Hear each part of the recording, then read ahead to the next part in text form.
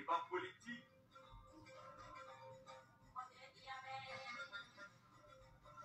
C'est grave pour l'opposition. Ils ont tout fait pour vous diviser. Ils ont tout fait pour que vous soyez dans une situation comme ça. Ils ont tout fait pour paralyser la marche en avant de la presse.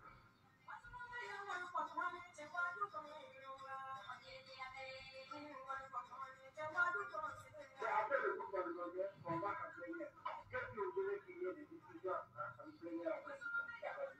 Les discussions ont eu lieu à l'heure à l'âge, selon des semaines et des mois, sur lequel, avant ce séance, où on dit adopter ou bien amender de cette manière. On dit tout à fait, politique nous a sorti, nous parle de notre programme. Quelle est votre intention? Non, moi je ne suis pas d'accord. À ce que les affaires sont très jolies. On dirait que parfois, on est dans le côté. Il y a beaucoup qui discutent, il y a beaucoup qui continuent. On dit que il y a la tête. Et là, il y a pas la faute à dire dans le chaos. En tout cas, ce n'est pas bon. Je ne serai jamais, jamais, jamais, jamais chrétien. Je ne serai jamais, Emmanuel contre nous. Je n'accepterai jamais une personne contre des justices.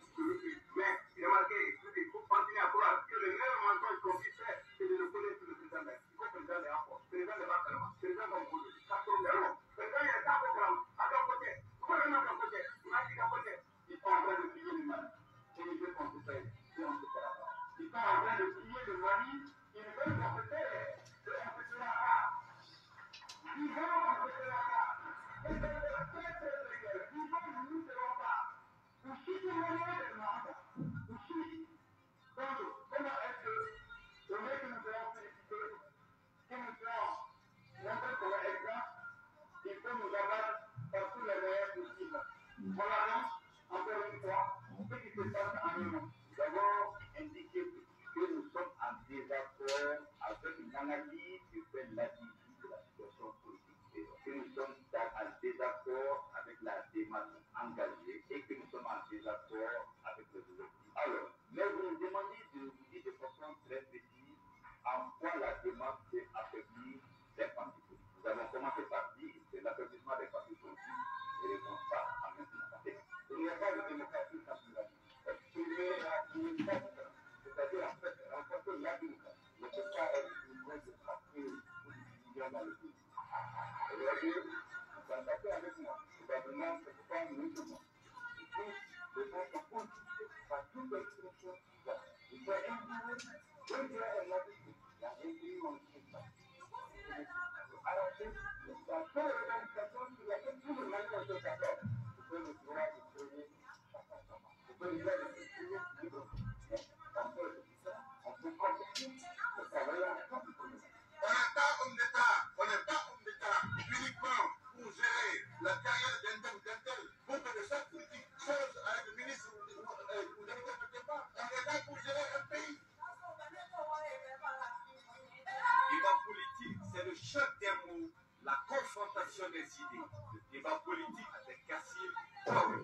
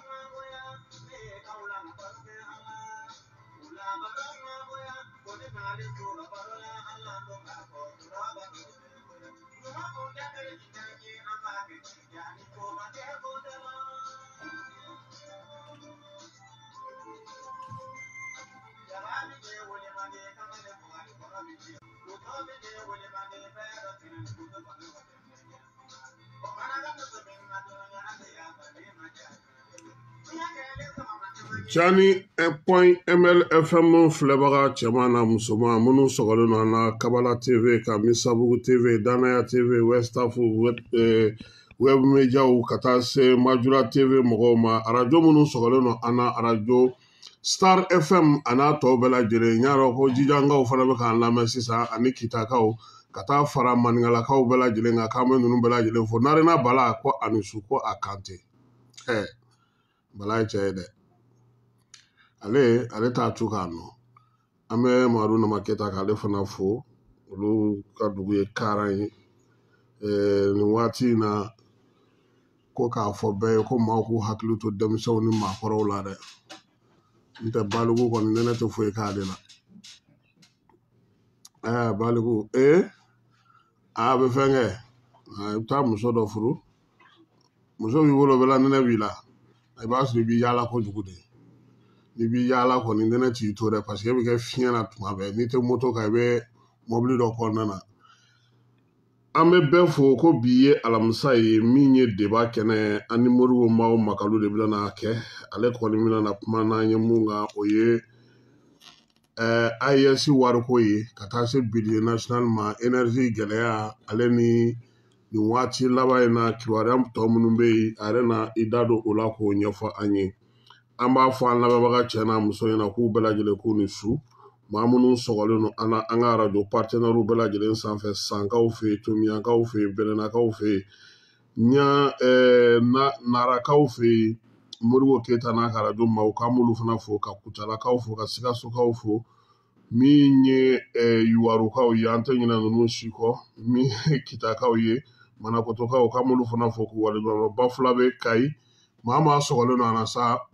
canal sanfɛ 583 la Kamba Bela Jele fo Star FM ka 92.4 ale ni 90 FM Sikasoka olu fe an kɔrɔkɛ n'o ye Laurent Jagite an b'a fɔ k'a waleɲuman dɔn k'a bila Jabate fo ale ye GMS la Bajalan Sanogo an tɛ ɲinɛ fɔ Kalifa Seku min ye Mamadu Sumunu ye k'a fɔ BNDA la Madu Nama Keta k'ale fana fɔ k'a waleɲuman dɔn Tunkara Modibo k'an b'a fɔ Kitakaw fe min ye Maraka Sambake ye an ka foli bɛ se ale ma Bajaje Aydara an ka alimami ale ye Buwa Kulubali ka Zavia kɔnɔna na ka foli ta ka ɲɛsin sabanan ko ne ma Binem Dolo Kanadakaw an tɛ ɲinɛ olu kɔ an b'u fo k'u waleɲuman dɔn min ye Kulubali ka bɔ Timini an tɛ ɲinɛ a kɔ Madame Traore Kajatu Kulubali n'ale Kalifa Nama Traore furumuso ye k'an b'a fo ka AK baarakɛlaw k'olu fana fo n'an bɔra o la sa an bɛ Fanda Dumbuya fo Kayikaw fo Kayi Kaso ka Ajibari n yɛrɛ ka pɛtipɛtini Nun Dumbuya Montréal Yusuf Tunkara Montréal Azmirte Keta k'an b'a fo k'a waleɲuman dɔn Yaya Fofana n'a ka denbaya bɛɛ lajɛlen Torokɔrɔbugu ka taa se maa minnu bɛ yan ani minnu bɛ kɔ kan k'u bɛɛ lajɛlen fo k'u waleɲuman dɔn an tɛ ɲinɛ fiyewu Nantumulakaw kɔ Julio Kati k'an b'a fana fo k'a waleɲuman dɔn ka Maru Danbele fo Segu Maru min ye Sulemani Jara ye ka bɔ Buwajɛ ale ni an balimakɛ Jara ka bɔ Sikasokaw fe yen ale fana ko ko olu sɔgɔlen don an na n ye nɛnɛko kuma fɔ nin waati in na météo maaw ko min ye nɛnɛ ye ko a bɛna kɛ yɛrɛ de koyi ko mɔgɔw ka finiw ɲini ko a bɛna bali ka yɛlɛma yɛrɛ nɛnɛ yɛrɛ bɛna kɛ donc ko denmisɛnninw ni maakɔrɔw ka u bila fɛnw na yɔrɔ min na u fari bɛ se ka kalaya kosɛbɛ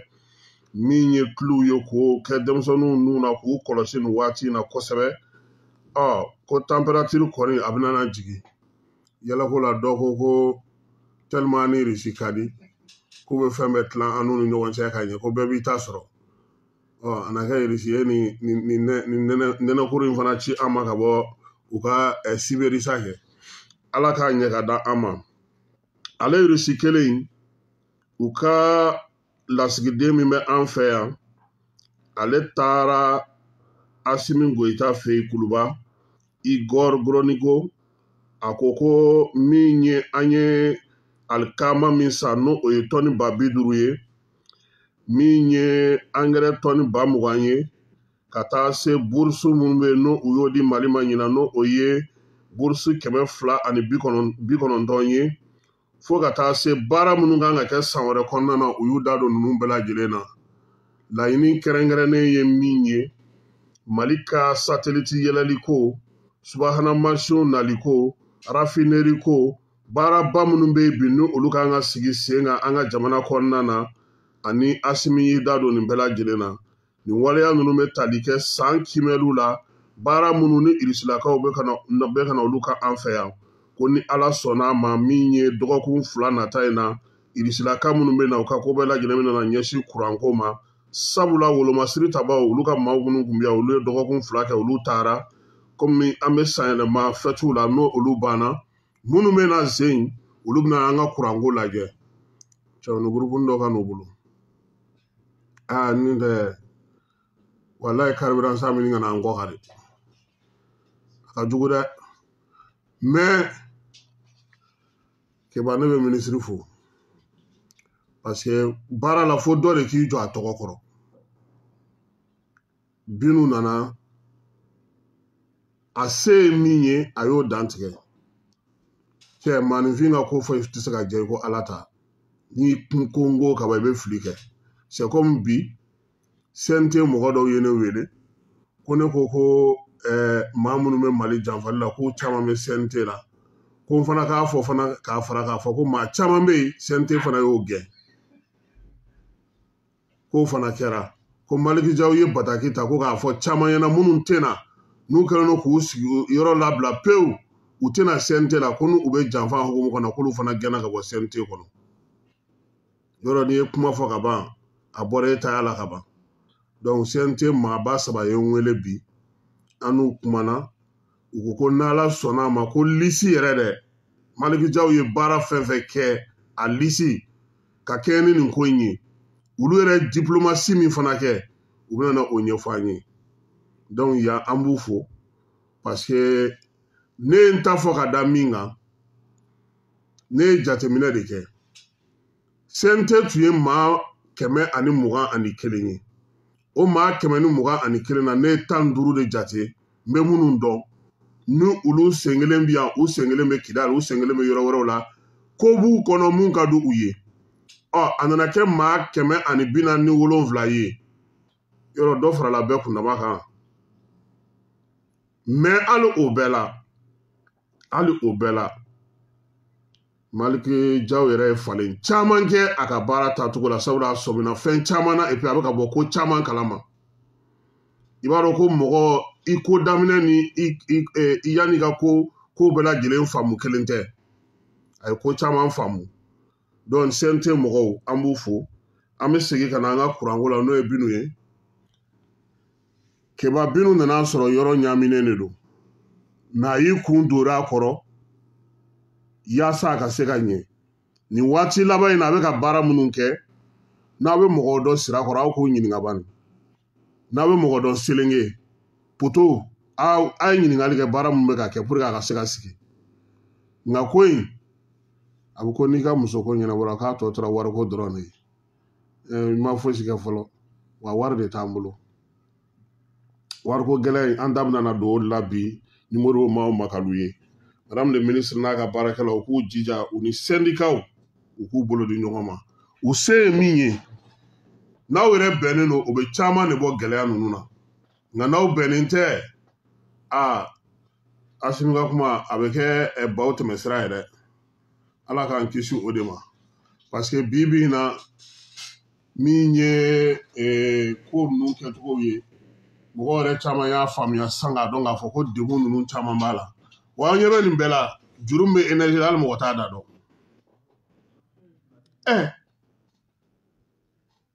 mɔgɔ minnu bɛ courant feere a ma est ce que a bɛɛ ka juru t'an na sisan a bɛɛ ka juru b'an na o mun yɛrɛ ka jugu yɛrɛ c'est que su in na Modibo m'aw makalu nana ne tɛna n da don a caman na ale bɛna na dɔw ɲɛfɔ an ɲɛna a la n'an bɛ taa ɲɛfɛ min ye lakanako ye finitigiw nin dɔgɔkun in kɔnɔna na u ye baara caman kɛ farabugukaw fɛ yen an y'a ye k'a fɔ an ka sɔrɔdasi 2 olu ja bɔra k'a jira k'a fɔ ko u minɛna ataki senfɛ ataki min kɛra le 12 bi min ye Segu kɛlɛdagatigi ye n'o ye colonel Umar Yusuf Sise ye ale taara kɛnɛ kan yen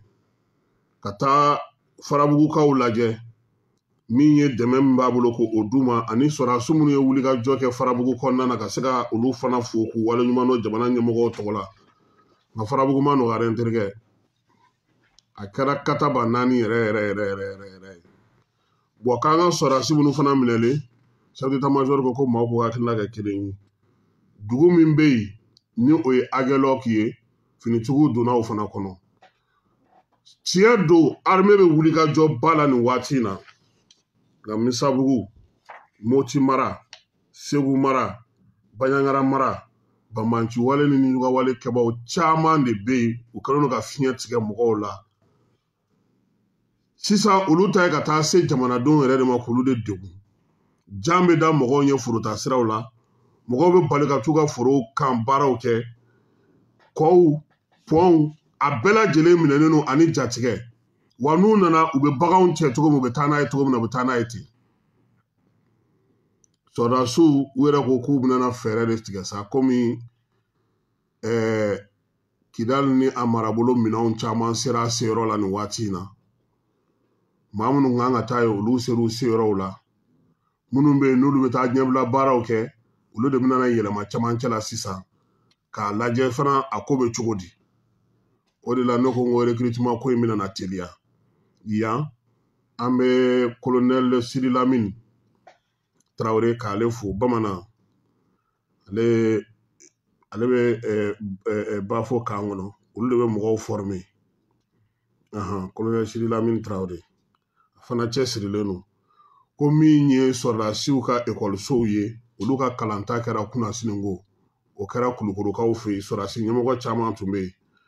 ko jura dɔ fana ye taji di sɔrɔdasiw ma komi sisan a kuma fɔ man di ne ko an yɛrɛ bɛɛ t'a lajɛ an ka gasoil 1 litre di EDM ma an ye maa 20 ye u tɛna litre 20 sɔrɔ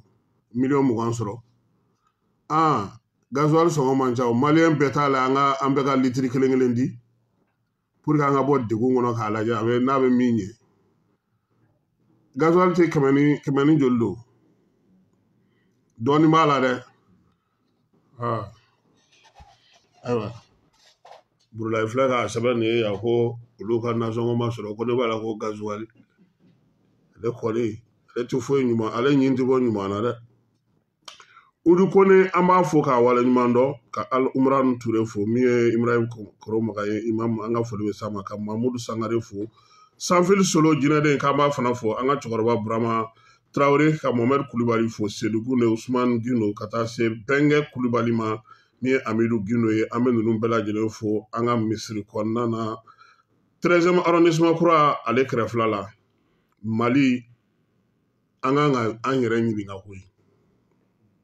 an bɛ degun min kɔnɔ anw ye san joli kɛ sa anw bɛ nin gɛlɛyaba in na nin san ba in kɔnɔna na an ka tiɲɛ fɔ maa minnu nana k'u nana anw dɛmɛ yalama u nana anw dɛmɛ wa u nana u yɛrɛ dɛmɛ de walima u nana nafolo de ɲini anw fɛ yan Misabugu ko partenaire stratégique géostratégique géopolitique tubabukan ba ninnu u ye nin caman fɔ an ka jamana kɔnɔ yan k'u b'u to yan ko ka Mali fan bɛɛ ye jawu yo u nana u sigi anw fɛ yan ka na marafa feere ka moto feere ka pick-up feere k'a k'u ka entraînement kɛyɔrɔ ye Misabugu hali mɔgɔ min tɛ misiw min yɔrɔ i b'a dɔn ko jifilen tɛ yen keba aéroport tɛ cɛncɛn sanfɛ ye dɛ port tɛ yen ko port min bɛ yen bi ko min na k'i bɛ taa mobiliw jigi yen dɛ wa terrain tɛmɛsira fana tɛ yen kuma tɛ k'a fɔ ko bato tɛmɛsira moto 10,000 o bɛ se ka jigin cogo di yɔrɔ la pick-up 200,000 o bɛ se ka jigin cogo di olu bɛ taa ji bɔ min n'u bilara panne na u b'a kɛ cogo di o sen tɛ maramafɛn minnu donna an ka jamana kɔnɔ nin san laban ninnu na an k'a ta dɔrɔn essence dɔrɔn na litiri 600,000 kalo la u b'o de jeni o bɛɛ bɛ bɔ min jɔnni y'o jago sigi ko olu nana anw dɛmɛ ko an kana kuma dɛ k'an k'a fɔ ko non ko Faransi de ka ɲi a n'a dɛmɛbagaw anw tɛ taa ɲɛ an tɛ taa kɔ o min nana ban kalo 1 kɔnɔna na ko munna k'o kɛra k'an ka n'o de kɛ k'an ka to anw bɛ cogo kɔrɔ min na k'o de ka ɲi wa mɔgɔ wɛrɛ tɛ k'o fɔ dɛ an yɛrɛ maliyɛn ɲɔgɔn de bɛ k'o fɔ k'o de k'an ka to o de la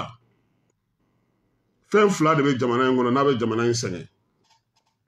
maa min bɛ jɔyɔrɔ la n'a bɛ nafa sɔrɔ a la faso kan n'i y'ale bɔ a la a ka kuma ka ca min y'a nɛnɛ n'i ko k'i b'o da bɔ a la aw bɛ sa ni ɲɔgɔn ye sinon a bɛna na an lase kuma la ɲɛfɛ parce que n ko bi ne bɛ fɛ k'a faamu maa jumɛn bɛ wajuli kɛ Mali la bi an ka tiɲɛ fɔ ɲɔgɔn ɲɛna jɔn de bɛ yen k'o bɛ wajuli kɛ arajo bɔlɔlɔ sanfɛ wajuli yɛlɛmana ka kɛ mun ye fanga min bɛ yen ni i taara fɛn ɲini a fɛ n'i m'a sɔrɔ mɔgɔ min bɛ yen n'i taara o deli n'o m'i sago kɛ i bɛ n'i sigi o kan k'o neni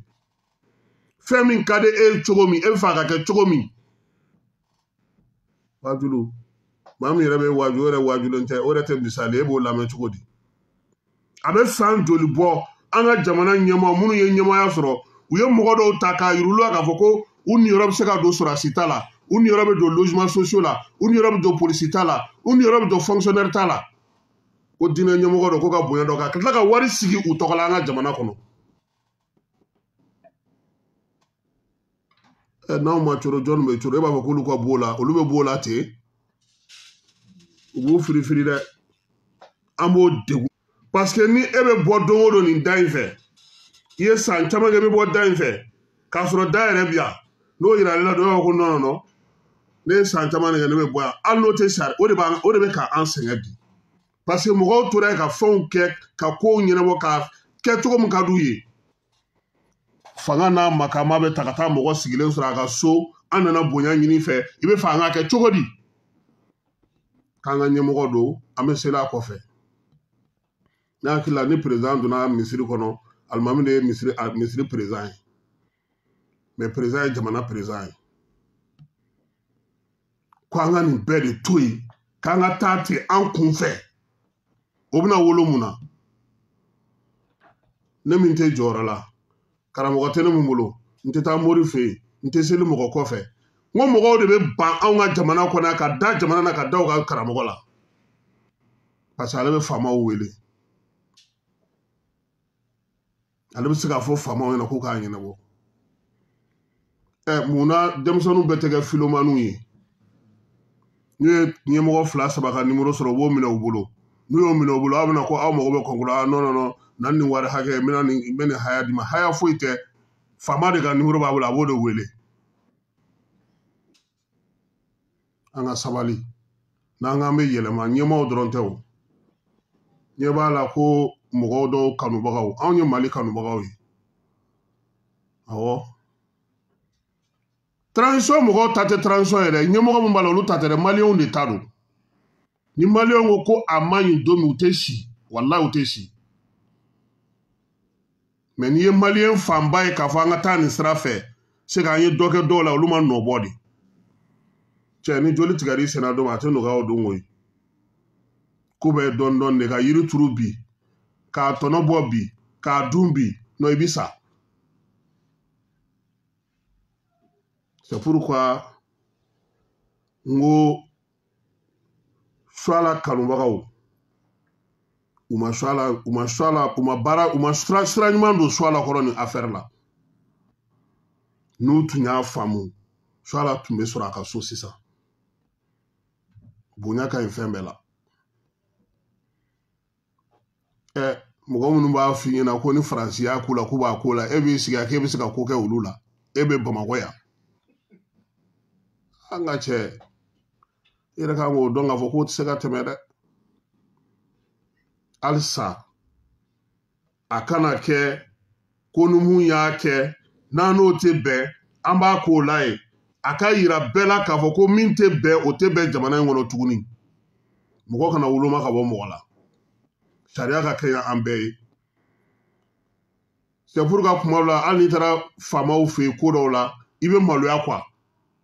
parce que u bɛ se k'a fɔ cɛ e fana don o don de bɛna anw deli i yɛrɛ bɛ maloya mais mɔgɔ min bolo ale n'a ka kan o tɛ maloya o parce que ale bolo jɔyɔrɔ b'ale bolo ale n'a ka kan wajulu tɛ wajulu ye kuranɛ kalan tɛ kuranɛ kalan ye minnu yɛrɛ bɛ diinɛ baara kɛ a ɲɛma ala kama fi sabilillahi olu tɛ dɔrɔmɛ sɔrɔ karamɔgɔ ɲɛnama b'an ka jamana kɔnɔ dɛ walayi mɛ da t'olu kun olu t'i ye n ko n bɛ nin yɔrɔnin fɔ su in na mɔgɔ ka se k'a faamu k'a dɔn k'a fɔ ko an bɛ an yɛrɛ de an mago bɛ an yɛrɛ de la an k'an jija a ka ɲɛ bani n'an bɔra yen an bɛ Gawusu fo parikaw fɛ yen ka Sama Gasama fo min ye Bakari Duguri ye an tɛ ɲinɛ fiyewu Ibrahima kɔ n'o ye dangele nana ni cɛ ka te su ni tɛ kelen ye dɛ nin ye te de ye te sori nin de ye te ye Azimir premier Ami ka fisa n'i ta ye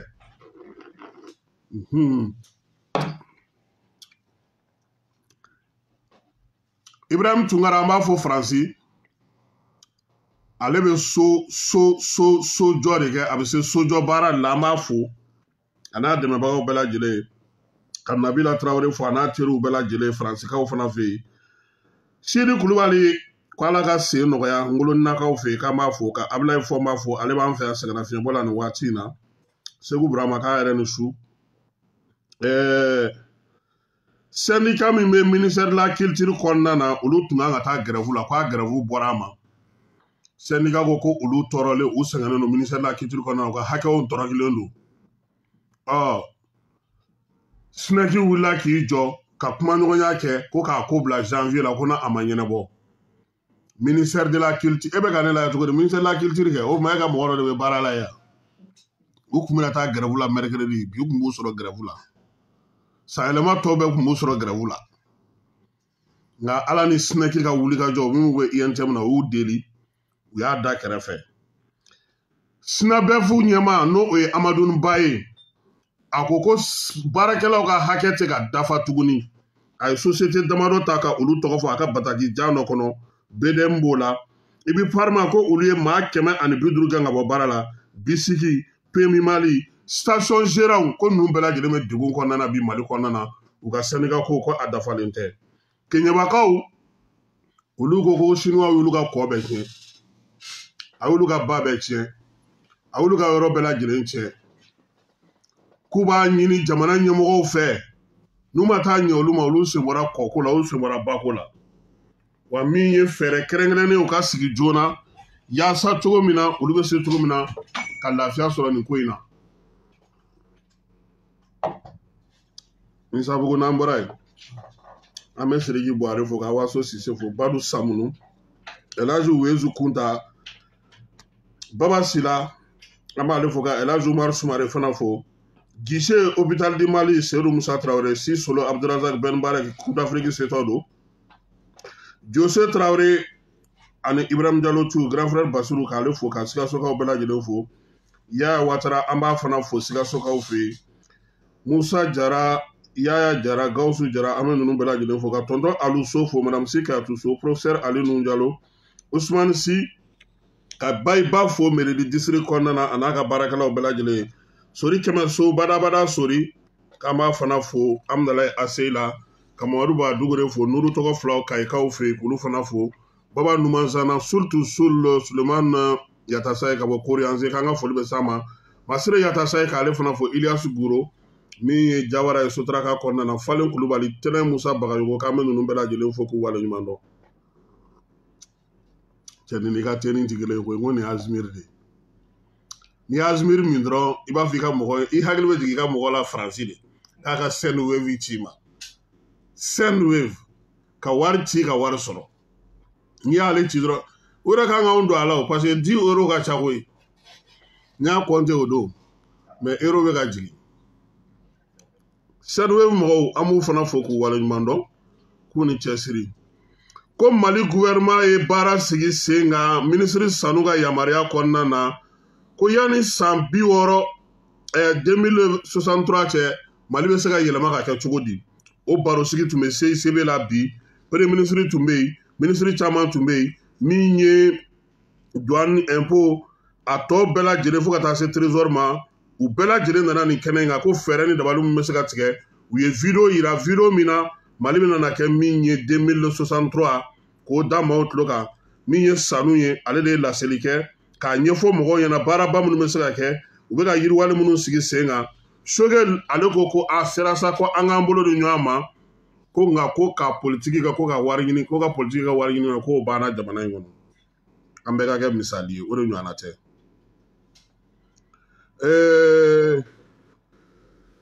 ministère de l'économie et des finances ale de ye baro in sigi sen kan k'a ye foli ta ka ɲɛsin bɛɛ lajɛlen ma jamanakuntigi ka œuvre sociale la o tun bɛ Kulukorokaw fɛ yen Kulukoro u taara lakɛrɛ di Kulukoro denmisɛnninw bɛɛ lajɛlen ma an'u ka ekɔlisow bɛɛ lajɛlen ko Asimi ko ka na ni lakɛrɛ ye lakɛrɛ sanna yɔrɔ jumɛn imavu la imavu ale ka lakɛrɛ kɔni o caman sanna jamanakuntigi fɛ yaasa u ka se ka di mɔgɔw ma Ali Traoré an b'a fo Washington kaw fɛ yen Idrissa Kulubali Fatumata Ba ale bɛ Texas Namori Sidibe k'ale fana fɔ Mohamed Lamine Koka na Las Vegas min ye Adama Traoré n'a ka cɛdenw an b'olu fo Nations Unies mɔgɔw olu y'a yira k'a fɔ k'olu ye Abdramane Chani lakodɔn ko sabula ko min ye diɲɛ fan bɛɛ lajɛlen na bi ale de bɛ se ka baara kɛ Faransi kɔni y'a yira k'a fɔ ko ale tun ye sɛbɛn min ta ko ka ɲɛsin Blaise Compaoré dɔgɔkɛ ma n'o o ye François Compaoré k'a tun bɛn'o labila ka taga Burkinakaw fɛ yen ko o sɛbɛn k'o bɔra a ma koyi ko min ye Norbert Zongo ka fatuli la a fɔra k'a fɔ ko min ye sɛgɛsɛgɛliw y'a yira k'a fɔ ko Blaise dɔgɔkɛ n'o o ye François Compaoré ko ale de tun kan ka wele ka taa bɔgɔ jeninen ka kiiri ka taa kɛ comme Burkina ni Faransi ka sɔ tɛ mɔ minɛn kelen kɔnɔ min ye Faransi ye ale y'o transféreli kɔni o annulé Patrice Talon k'ale filila ko min y'a ka jamana ye ko coup d'état kɛlen kɔfɛ k'olu tun kan ka ɲangini kɛ u tun kan ka jateminɛ kɛ ko wa ko nin waati in ye hakili jagabɔ ye ko n'Ala sɔnna ma ko jamana minnu na ko coup d'état kɛra ko olu n'olu na sira kura sigi sen kan a bɛ nin kɔrɔ dɔn wa a natɔ de don médiatɛriya la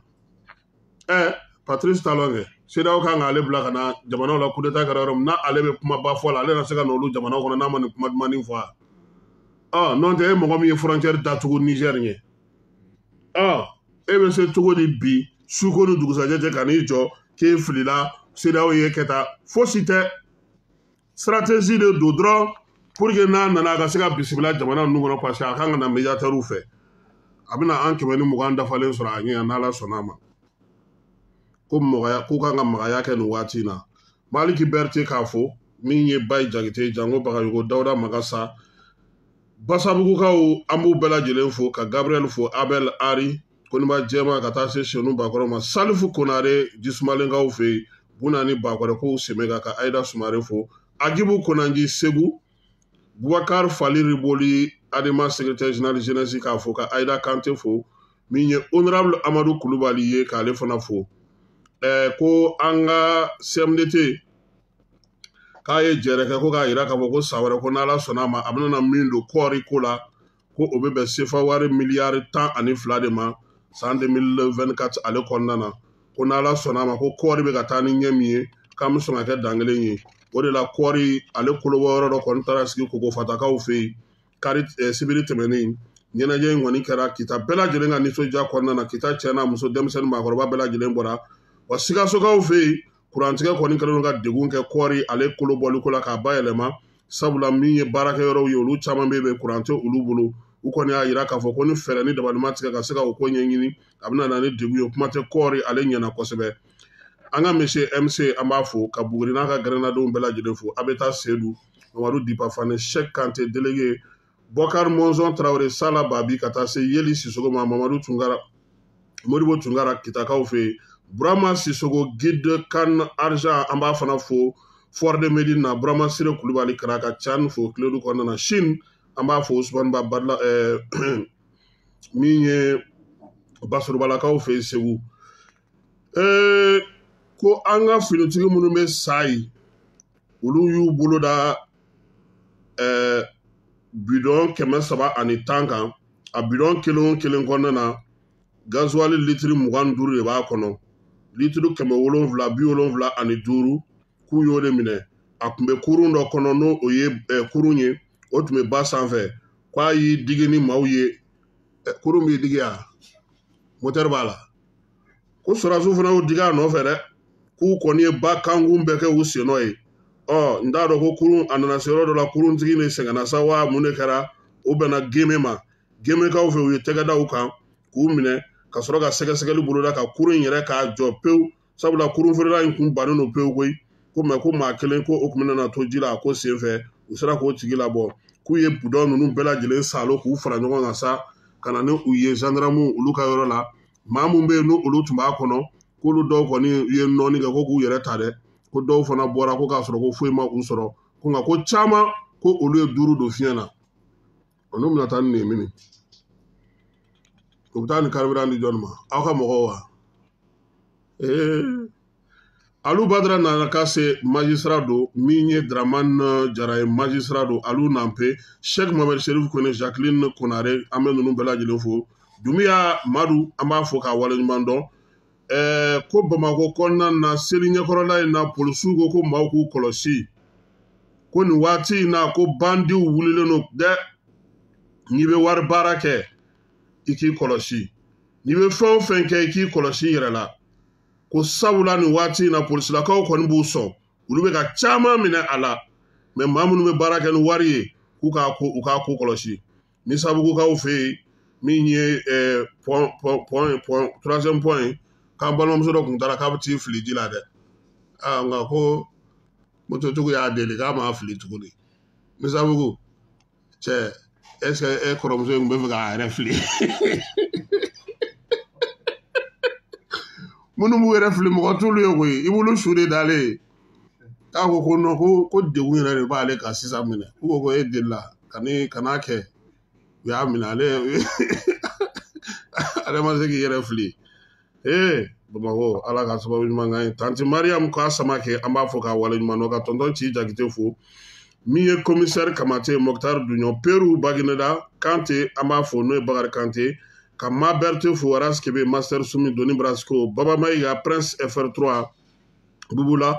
min ye Janginɛ ni Mas ye Voix du Mali kɔnɔna na k'olu fo Bedi Amdala ye an b'a fo min ye Isa Amdala ye k'ale fana fo Bedi Jakite k'ale fana fo min ye Idris Martinez ye k'a fɔli ta ka ɲɛsin a fana ma CDR Jara Che Isa Kaba Renouveau Fanta Tomota Renouveau Amadou Lassana Konare Youssou Karawati ani Moribo Sanogo k'an bɛ ninnu bɛɛ lajɛlen fo douane k'a wulila deliko la tuguni inspecteur général de douane Amadou Konate n'a ka cɛdenw wari min kan ka ɲini yanni san ba ni cɛ ko u y'o sɔrɔ kabini nin kalo in tilancɛ la n'o o ye sefa wari miliyari 721 ye k'u y'o bila wagane kɔnɔ ka ban min ye baara minnu kɛra u fɛ u y'a jira k'a fɔ ko u ka laɲiniw badenw k'o kɔni sera ka sɔrɔ nin waati in na inspecteur général de douane Amadou Konate n'a ka maaw k'u kun dalen don 2024 kan yaasa baara minnu kɛra dɔ bɛ se ka fara u kan cogo min na wulikajɔ minnu bɛ yen u ka record wɛrɛw baati jamana ale mago bɛ musaka min na o bɛ se ka sɔrɔ cogo min san ban cogo min filɛ nin ye inspecteur général n'a ka maaw kɔni ye foli ta ka ɲɛsin maa caman ma maa minnu y'u dɛmɛ nin baara in na ani u yɛrɛ ka cakɛlaw a ko ni ala sɔnna a ma degun fɛn fɛn bɛ polisiw ka gendarmew douanew ka yɔrɔ kɔnɔna na ko u na fura ɲini a bɛɛ lajɛlen na yaasa jaabi sanumanw u ka se ka olu sɔrɔ wa ko ni ala n'a kira sɔnna a ma fana ko min ye baaraba minnu bɛ sen na Mali Burkina Niger olu ni ɲɔgɔn cɛ n'o gendarmew ka ɲɔgɔn ye douanew ka ɲɔgɔn ye taara kɛ Burkinakaw fɛ yen u bɛna minɛn min sigi sen kan ko o bɛna na ni nafaba ye nafa min bɛna fisaya kosɛbɛ jamana saba in olu douanelakaw ma baaraw bɛɛ lajɛlen o kun ɲɛmaaya kun ye ale yɛrɛ inspecteur général de douane Amadou Konate ye n'o ye an ka douane directeur général ba ye a seginna ka na Bamakɔ kɔnɔna na sɔgɔmada in na yɛrɛ a tun bɛ CICB kɛnɛ kan baaraw la yaasa ka se ka jamana kan ka taabolo kura min ta cogo min na an b'a fo école de santé kalajata maaw k'u fo k'u waleɲuman dɔn Aba Titanigi pressing Dagdag Kanute n'a ka maaw stade 20 mars kɔfɛ Jɛka optique Amdalayi Aseyi Mali fura Ɲamakɔrɔ an bɛ u fo k'u waleɲuman dɔn ka Kuse Tera fo Sama transfert Lassana Kone Savana Malik Bazoum an bɛ ninnu bɛɛ lajɛlen fo ko Alizeri ko cogo di ayi Alizeri ma deli ka kɛ tan u bɛ tan yɛrɛ de Sentinelle Malikura maaw olu ye communiqué kɛ ko ka kɛɲɛ ni Alizeri ka waleya in ye ko waleya in k'u b'a kɔn fo ka se a dan na ko sabula olu bolo bi Alizeri bɛ ka nin baara min kɛ nin k'o tɛna nin basigi ni lafiya ye ko wa ko Algérie bɛ ka baara min kɛ ko jujukɔrɔ saya don ko olu tɛna jɛn n'a ye Abdoulaye Diop ye bataki min kɛ ani a ye wulili min kɛ ka ɲɛsin u ka ambassadeur ma u b'a fɔ k'a waleɲuman dɔn ko min ye jeunesse panafricaine consciente ye k'olu kɔni y'a jira k'a fɔ k'u tɛna jɛn n'a ye cogoya si la Mali ye sira min ta nin ye a ka o bila sabula malidenw olu ka nafa bɛ o de la communiqué in Dr Mohamed Kassoum Djire école karamɔgɔ ni ɲininikɛla ale de ye sɛbɛn in fa siri k'a bila ka na an fɛ yan an b'a fo Algérie ko Diop y'u ka ambassadeur wele an fɛ yan u fana y'an ka ambassadeur wele u fɛ yen Diop ko Mali mɔgɔw ko u bɛ ka mun kɛ mɔgɔ minnu tɛ Mali fɛ minnu t'a fɛ Mali ka taa ɲɛ Mali ka suma k'u bɛ k'olu bisimila u bɛ ka maaw wele maa minnu ye marifa ta Mali bateau kama Mali kanw kama Mali sɔrɔdasiw kama Mali ka siniɲɛsigi kama k'u y'o min kɛ ko o ma diya olu ye u y'an ka cɛ wele bi k'olu bɛ segin fɛn saba kan k'a fɔlɔ k'olu b'a fɛ ko Mali ka basigi Mali ka lafiya Mali ka k'a ka maliya kɛ k'olu b'o fɛ Mali ka intégrité k'olu b'o fɛ ko nka k'olu nɔrɔlen don min na n'u t'o bila k'o ye accord ye n k'a fase n k'a base accord bɛ ka anw de kama wa a bɛ ka aw de kama ko parce que ko n'o tɛ ko maliyɛnw tɛna se ka ɲɔgɔn sɔrɔ ko ka réconciliation kɛ ko wa k'olu bɛna n'u cɛsiri cogoya sugu bɛɛ la ko pour que ko accord ka se ka taa ɲɛ i b'a dɔn a ye taa Algérie ka communiqué ɲini Ala kama aw k'a kalan a signelen don Alger le 23 décembre 2023 o tɛ kabana waa fɔlɔ ye bi ye le 21 le 23 n'i ma fili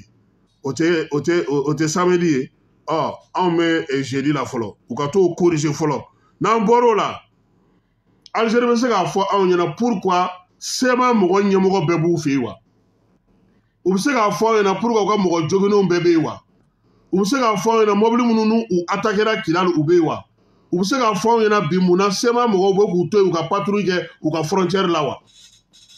an mago bɛ olu jaabi de la fɔlɔ Algérie tɛ se ka kɛ Mali fɛ parce que Algérie ka mɔgɔ minnu b'a degun a b'olu de bila Mali kɔnɔ yan n'anw ba sigira o man di ale ye nka pétrole ko kɛlɛ fana b'a la parce que pétrole min bɛ bɔ olu fɛ yen a fanba a réserve o de bɛ anw fɛ yen mais nin bɛɛ kɔfɛ min bɛ yen jan de don n y'a fɔ a ɲɛna ko min ye sanction ta Mali kama CEDEAO la n'o ye Kwasi Buru ye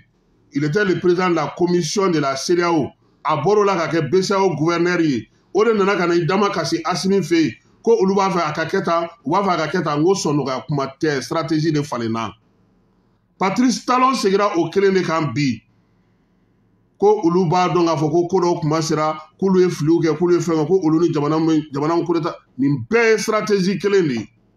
c'est comme an fɛ yan n'u b'a fɛ ka kow lawuli dɔ bɛ wuli yan fɛ kurantigɛ dɔ bɛ wuli yan fɛ jitigɛ dɔ bɛ wuli yan fɛ nin a bɛɛ ye kɔ kelen kɔnɔ jɛgɛw de ye ninnu bɛɛ bɛ fɛn kelen de kɔnɔna na u ka parrain belebele o ye Faransi de ye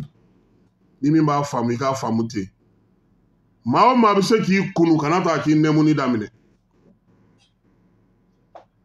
maliyɛnw kana fɔ ko transition mɔgɔw dɛ an ka wuli ko an faso parce que n y'o de fɔ yan n ko kurantigɛ in n ko don n'an bɛna fɔ n ko kurantigɛ yɛrɛ tun ye kuma jumɛn ye kow de bɛ ka nalen f'an k'an labɛn ne k'a kɔnɔ kow bɛ ka nalen dɛ mais a fura duman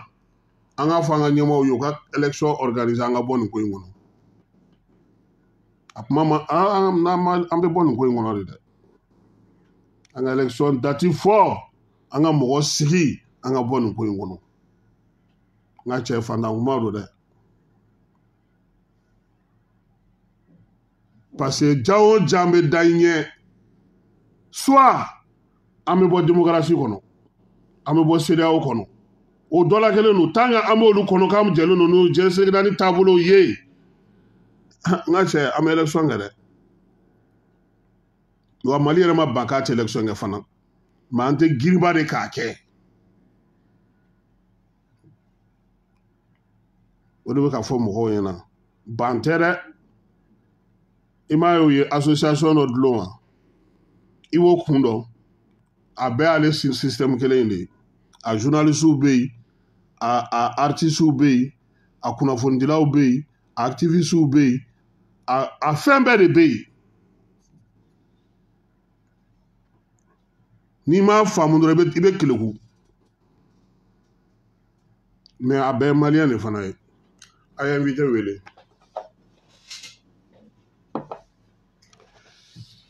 Senwave mɔgɔw an b'u fo k'u waleɲuman dɔn olu minnu bɛ yen bi n'olu kɛlen don ka na yaasa ka se ka an ka kow bɛɛ lajɛlen fara ɲɔgɔn kan an ka se ka wari ci k'an to diɲɛ fan tan ni naani fɛ min ye u ka baaraw kɛcogo ɲuman ye a bɛ se ka ɲɛ cogo min na maliyɛn fɛn fɛn bɛ kɔ kan i bɛ se ka wari ci a la Ibrahim Tunkara k'an b'a fo Kayikaw an kɔni ye Tunkara minɛ o la dɛ a b'aw jija maa wɛrɛ la an kɔni an tilara Tunkara ko la a mɛnna an y'o minɛ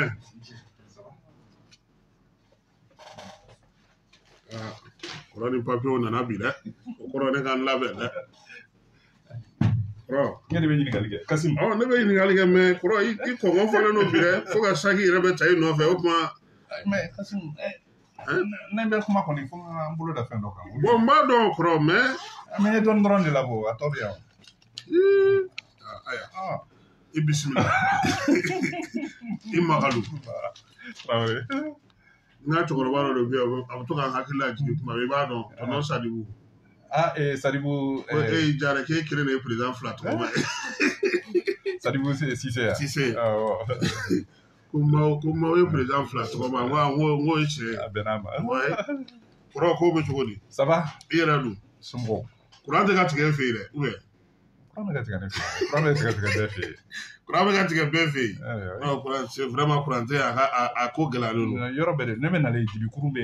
Falajɛ sira in fan bɛɛ mais ne bɛ bɔ so tuma min na kuran bɛ yen bon ne yɛrɛ bɔra so kuran bɛ yen mais ne nana kuran ti yan mais kuran bɛ ka tigɛ yɔrɔ bɛɛ a bɛ ka tigɛ yɔrɔ bɛɛ su in an y'i wele yaasa an ka se k'an da don fɛn damadɔnin la o ye kuranko gɛlɛya o b'a la min ye budget national ye san musaka ko o adoptera CNT mɔgɔw fɛ wariko kuma min bɛ sen na n'a fɔra ko AES mɔgɔw bɛ fɛ k'a sigi sen kan mais an bɛ fɛ k'a daminɛ ni min ye o y'an ye tubabukan dɔ mɛn ni e bɛ se k'a kɔrɔ fɔ an ye dénonciation de la convention fiscale entre le Mali, le Niger et la France. Convention fiscale yɛrɛ mun de don ale ye fɛn fasugu jumɛn ye i ni ce ka ɲininkali la Kasim convention fiscale ye traité de ye bɛnkan jamana fila ni ɲɔgɔn cɛ ou bien jamana damadɔ ni ɲɔgɔn cɛ parce que convention fiscale in traité a bɛ se ka kɛ jamana fila ni ɲɔgɔn cɛ i n'a fɔ France ni Mali tun y'a signé cogoya min na France ni Niger tun y'a signé cogoya min na a bɛ se ka kɛ jamana kulu fana ni ɲɔgɔn cɛ i n'a fɔ UEMOA jamana 8 min jɛlen bɛ CFA la convention fiscale b'olu ni ɲɔgɔn cɛ i y'a faamuya ale ye mun de ye ni n se ka n da don Mali ni France ta la o signera septembre kalo tile 22 san 1972 o Musa Traoré tile dɛ awɔ wa sɔrɔdasi dɔ de y'a signé sɔrɔdasi dɔ de tun ye ministre des finances o de y'a signé wa a signera Paris de fana o ye sɔrɔdasi ko ye bon ni n ka laɲininiw na bon an bɛ min kalama a signera barisa tubabu entreprise nin tɛ yan première république la donc coup d'état kɛlen an y'a laɲini u kana surtout kɛnyɛrɛye secteur privé investisseurs u kana baara k'an fɛ mais mɔgɔ caman bɛ ɲinɛ fɛn kelen de kɔ mun de kɛra san 1972 Mali la ja 72 à 74 sécheresse ba de kɛra yan gɛlɛyaba de kɛra an ka jamana kan donc vraiment an tun mago bɛ dɛmɛ la dɛmɛ sugu bɛɛ donc a base tun y'o de mais a bɛ mun de fɔ bon a bɛ min fɔ ko kɛnyɛrɛyew ani jamanadenw en fait ni salen bɛ bin i kan n'i kan ka salen sara fɛn critère fila de bɛ yen donc o critère ninnu na a bɛ fɔ i sigilen bɛ yɔrɔ jumɛn n'a bɛ fɔ o ma ko résidence fiscale ani i ka source de revenu ye yɔrɔ jumɛn e ka sɔrɔ bɛ bɔ yɔrɔ jumɛn bon o fila de b'a to a bɛ dɔn i bɛ salen sara yɔrɔ min bon donc convention fiscale in b'o de ɲɛfɔ bɛnkan bɛ k'o la jamana fila ni ɲɔgɔn cɛ pour que i kana sara a fan fila bɛɛ la par exemple ni e ye maliyɛn mais nationalité française b'i bolo n'i bɛ baara la yan ni ɲɛ cɛ o n'a ɲɔgɔnna ou bien ni entreprise i b'a ta fankelen fɛ voilà donc u bɛ kuma ɲɔgɔn fɛ jamanaw bɛ kuma ɲɔgɔn fɛ u bɛ bɛn k'a la donc u bɛ administration fiscale fana u bɛ kuma la ɲɔgɔn fɛ u lielen don ɲɔgɔn na donc o b'a to i b'a sara yɔrɔ kelen o b'a to nafolobaara bɛ nɔgɔya jamana fila ni ɲɔgɔn cɛ kosɛbɛ a dabɔ kun y'o de bon donc n'o dénoncera sisan o kɔrɔ ko jamana bɛɛ b'a yɛrɛ ta donc a bɛɛ b'a ta a minɛ i la voilà donc n'i taara yen u b'a minɛ n'i nana yan n'u ko k'u b'a minɛ u b'a minɛ ni n'u y'a to yen o fana don mais nin kɛkun ye mun ye mais nin kɛkun ye pour que an ka sɔrɔ yɛlɛn kɛ ka dɔ fara an ka sɔrɔ mais bien sûr mun n'aw ni Niger de b'a kɛ ɲɔgɔn fɛ Burkina y'a ta kɛ août la non an bɛ confédération de la sisan o tɔgɔ bɔra su in na dɛ confédération bolonɔ min kɛra septembre kalo tile 16 san 2023 AES alliance des chartes des états des états de l'alliance l'alliance des états du Sahel charte de l'AES au signera 16 septembre 2023 on met à la confédération ani intégration économique et monétaire o ye fɛn fila de donc alliance in politique b'a la lakana b'a la sɔrɔ b'a la o n'i ka 3D tɛ ɲɔgɔn na jamana saba in ka sɔrɔ de bɛna fara ɲɔgɔn kan bien sûr donc i ye wa fitinin don wa ouais mais bi Mali kɛlen ka nin fɛn in dénoncer sisan n'i ye accord in ta k'a jateminɛ n'i ye Mali ko a t'a la an bɛ wagati joli kɛ pour que a ka se ka kɛ jamana ni ɲɔgɔn cɛ a ka ban pewu non an y'a dénoncé ko à partir de rentrer en vigueur dans 3 mois donc à partir a bɛ boli comme a dénoncera décembre kalo tile 5 san 2023 donc mars kalo tile 5 a bɛ commencer ka boli ani France cɛ fo le 5 mars voilà an y'an ta signé san 1970 ani fila mais Niger y'a ta signé san 1963 ah oui mais anw de tun ma sɔn i y'a faamuya première république voilà mais nafa jumɛn b'a la a bɛ mun de se anw ma sisan ni nin kɛra est-ce que ninnu ka entreprise ka ca anw fɛ yan fo an ka se ka taa nafa sɔrɔ o la wa olu ka entreprise ka ca an fɛ yan ni an ka entreprise minnu b'u fɛ yen mais entreprise dɔrɔn tɛ adamadenw nifu de don wa bon nifu sugu dɔ de don mais maliyɛn min bɛ faransi Afrique noire maliyɛn de ka ca faransi ni nationalité bɛɛ bon an ka ekɔlidenw minnu fana bɛ yen donc peut-être que administration fiscale faransi ta bɛ se ka boli u kan i n'a fɔ bɛnkan tɛ yen bilen à partir de mars 2024 donc sisan administration bɛɛ b'a yɛrɛ ta donc u b'a lajɛ n'u bɛ se k'a boli faransikaw bɛ se k'a lajɛ n'u bɛ dɔ fara maliyɛnw ta kan mais ne ma d'a la ni sɔrɔba b'o la olu bolo anw bolo parce que mɔgɔw bɛ ɲinɛ min kɔ entreprise française de deuxième investisseur privé ye Mali la mais est-ce que nin fana tɛ waleya k'u gɛn bon o de don ni ne ye entrepreneur français ye bi bi in na n bɛ jateminɛ de kɛ salen a bɛ nɔgɔya ma yɔrɔ min bon an kɛrɛfɛ jamana dɔw bɛ yen olu minnu b'a dénoncer n'i bɔra yan ka taa yen i b'a nafa sɔrɔ donc i ka sɔrɔ bɛ bonya donc n'o kɛra bon donc mais est-ce que n'i ye jateminɛ kɛ i bɔra sira ka AES ko min fɔ a n'an ka mɔgɔw bɛ wulikajɔ mun na ka taa irisi jamanaw fɛ yen est-ce que olu ka entreprise nali kɛ ɲɛbila gɛnni de tɛ nin pour que ka se ka place di olu est-ce que o bɛ se ka kɛ yɔrɔnin kelen non n bɛ ka ɲininkali kɛ parce que komi olu fana kan ka na bon n'an nana wariko yɔrɔ la i bɛna jateminɛ k'a fɔ ko i b'a lajɛ de e bɛ mun dilan i fɛ yen e bɛ mun feere kɔfɛ ani e bɛ mun san kɔfɛ ani i b'a feere jɔnni ma ani i b'a san jɔnni bolo a bi bi in na an ka minɛnw san an bɛ minɛn feere jɔnni ma an bɛ fɛn min feere ni fɛn bɛɛ o ye mun ye sanu d'abord kɔɔri ani bagan bon sanu in bɛ feere min sanu in bɛ feere Afrique du Sud Dubaï Suisse ani Chine jamana dɔw la kɔɔri in o fana o bɛ feere diɲɛ yɔrɔ bɛɛ parce que o bɛ feere kɔɔri sugu de kan diɲɛ sugu bon sanu in bɛ feere dollar de la kɔɔri in bɛ feere dollar de la mais bagan ninnu bɛ feere CFA de la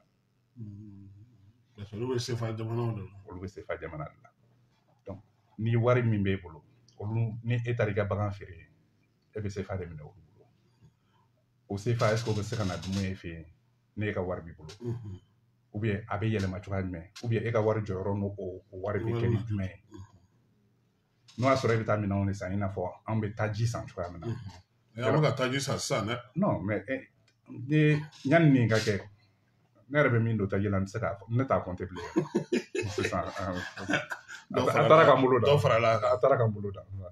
donc taji yanni nin wagati in ka gɛlɛya ka se 100 sara la maliyɛnw bɛ fɛn fɛn san kɔfɛ 100 sara la 30 ye taji ye 30 de ye taji an bɛ taji de san ni diɲɛ fɛn bɛɛ diɲɛ fɛn bɛɛ ye awɔ kɔfɛ parce que a tɛ dilan a yan tɛ dilan minɛ c'est vrai a bɛɛ bɛ bɔ kɔfɛ voilà o tɛ dilan o b'a to an bɛna parce que n'i y'a ye Mali Burkina ni Niger non ni i nana confédération na o kɔrɔ ko aw bɛɛ ka bɔ aw ka souveraineté garder mais aw bɛ kuma ni hakilina kelen de ye donc mais confédération kɔrɔ décision à l'unanimité jɛmakan jɛngɛni foyi t'a la voilà aw saba bɛɛ bɛ bɛn fɛn kelen de kan ni kelen ma sɔn dɔrɔn a tɛ kɛ a tɛ kɛ kɔrɔ y'o de confédération mais bɛɛ ka président bɛɛ ka souveraineté b'i bolo ouais mais aw bɛ se ka jɛ ka fɛn dɔw bila sen kan mais aw bɛ ɲɔgɔn concerter décision baw la voilà donc Burkina ye nin kɛ le 7 août 2023 Burkina ye dénonciation kɛ ka ɲɔngiri donc jamana tɔ fila ninnu fana y'a décidé k'a fara a saba de bɛ taa la ɲɔgɔn fɛ u bɛ fɛ u ka sɔrɔw ka kɛ kelen ye barisa voilà o bɛna n'a ye AES kɔnɔna na parce que AES sigikun na mɔgɔ caman bɛ ka kuma fɔ nin waati na est ce que wari ko kuma in ka wari sigi u tɔgɔ la est ce que o b'a la e y'o kuma mɛn jɔnni na bon an y'a mɛn dugudugumaw la mais i y'a mɛn min réunion laban min kɛra Job ka yɔrɔ la a tun bɛ kumaw la yen Job ye kuma min fɔ ne ma ne m'a fɔ ko Job y'a fɔ dɛ n ko Job ka kulusiw kɔnɔna la yen experts ye ɲɔgɔn ye dɔ kɛ mais ministre des finances wa sɔrɔ ministre fana ye ɲɔgɔn ye dɔ kɛ a bɛɛ kɛra Bamakɔ ani jamana minnu bɛ baara kɛ ni ɲɔgɔn cɛ olu bɛɛ fana ye ɲɔgɔn ye Bamakɔ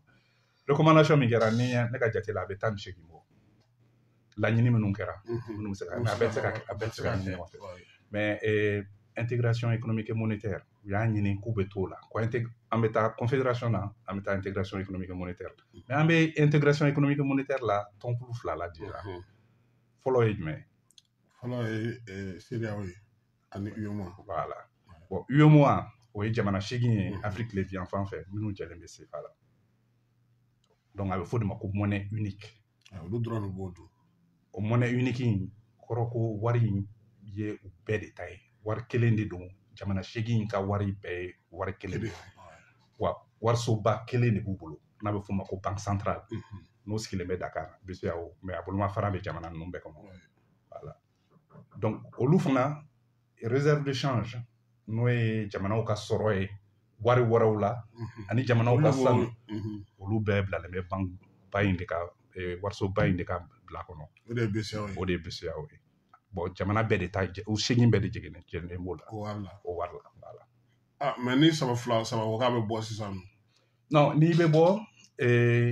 o fana o bɛ se ka kɛ n'i bɛ bɔ dɔrɔn i bɛ dénonciation min kɛra clause fiscale la o ɲɔgɔn de don mais accord de défense an m'a dénoncer an ma bɔ voilà donc i b'a dénoncer dɔrɔn i bɛ bɔ donc e bolo AES mɔgɔw tɛ ka wari ko fuma ko fɔlɔ mais o bɛ ka non parce que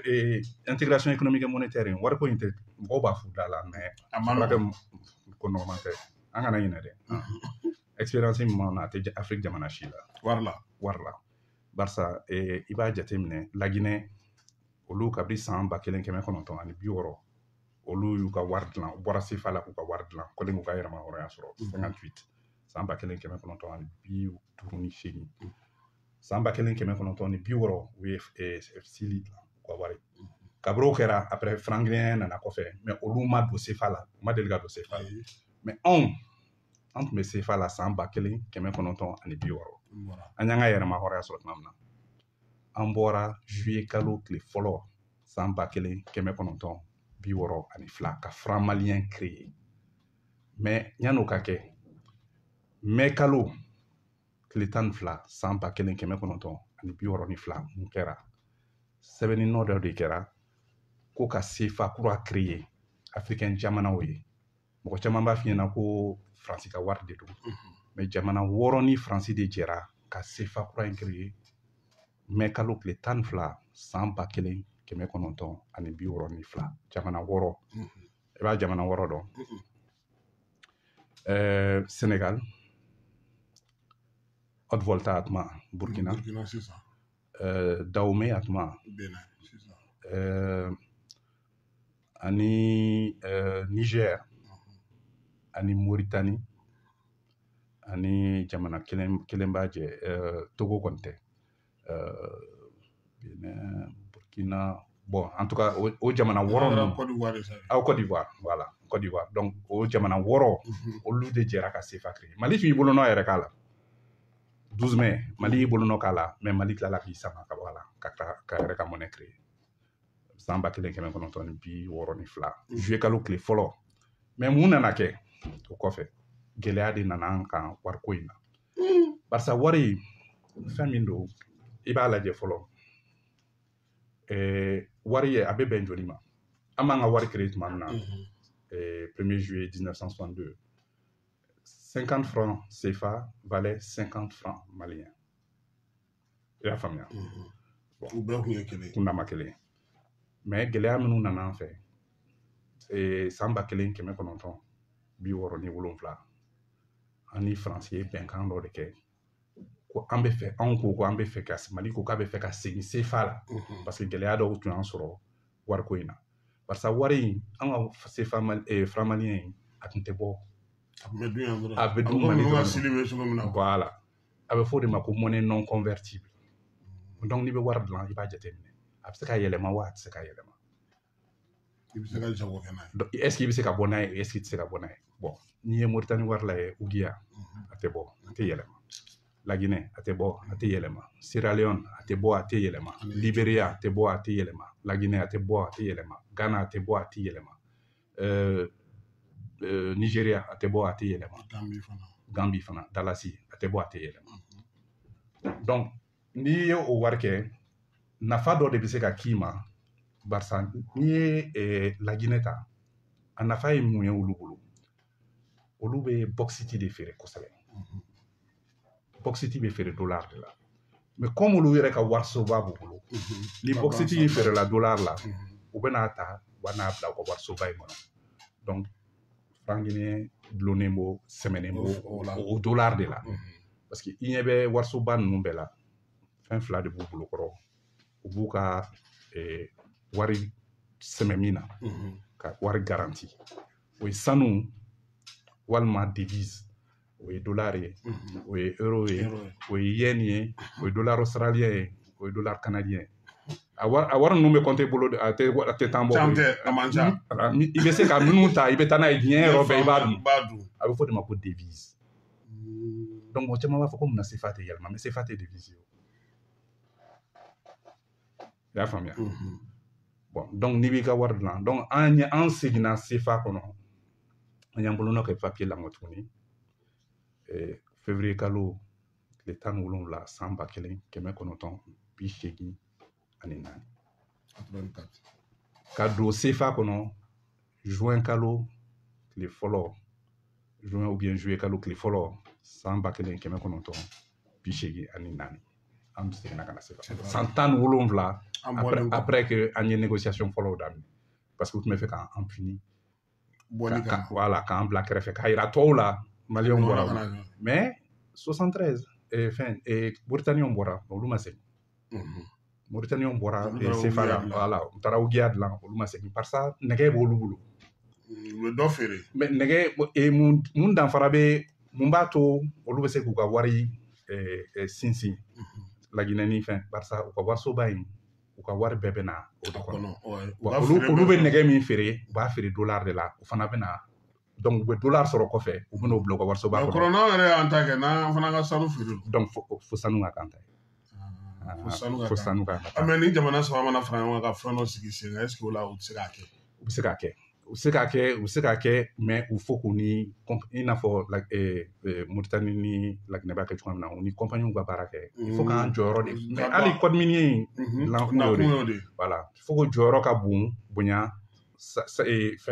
sanu bɔli nin yɔrɔ la barisa n'i y'a jateminɛ Kasim bon an mal an Mali bɛ sanu feere kɔfɛ mais Mali ta tɛ dɛ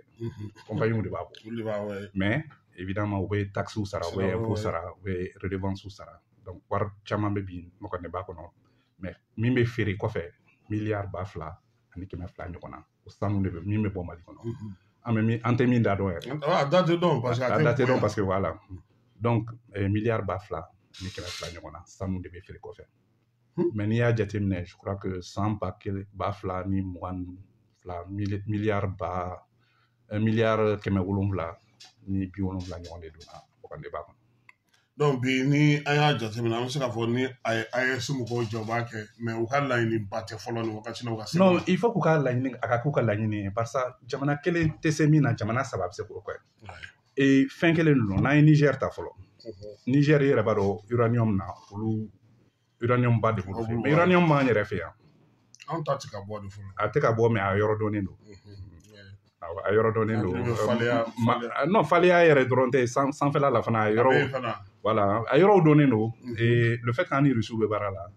kana mɔgɔw kana ɲinɛ fana ko kabiri san 1961 ani 61 an ni Sonarem ni Russiw de ye baara kɛ Société nationale de recherche minière donc Russiw b'a dɔn fɛn fɛn b'an ka dugukolo de b'a dɔn y'a faamu bon uranium olu b'o bɔ kabiri san 2000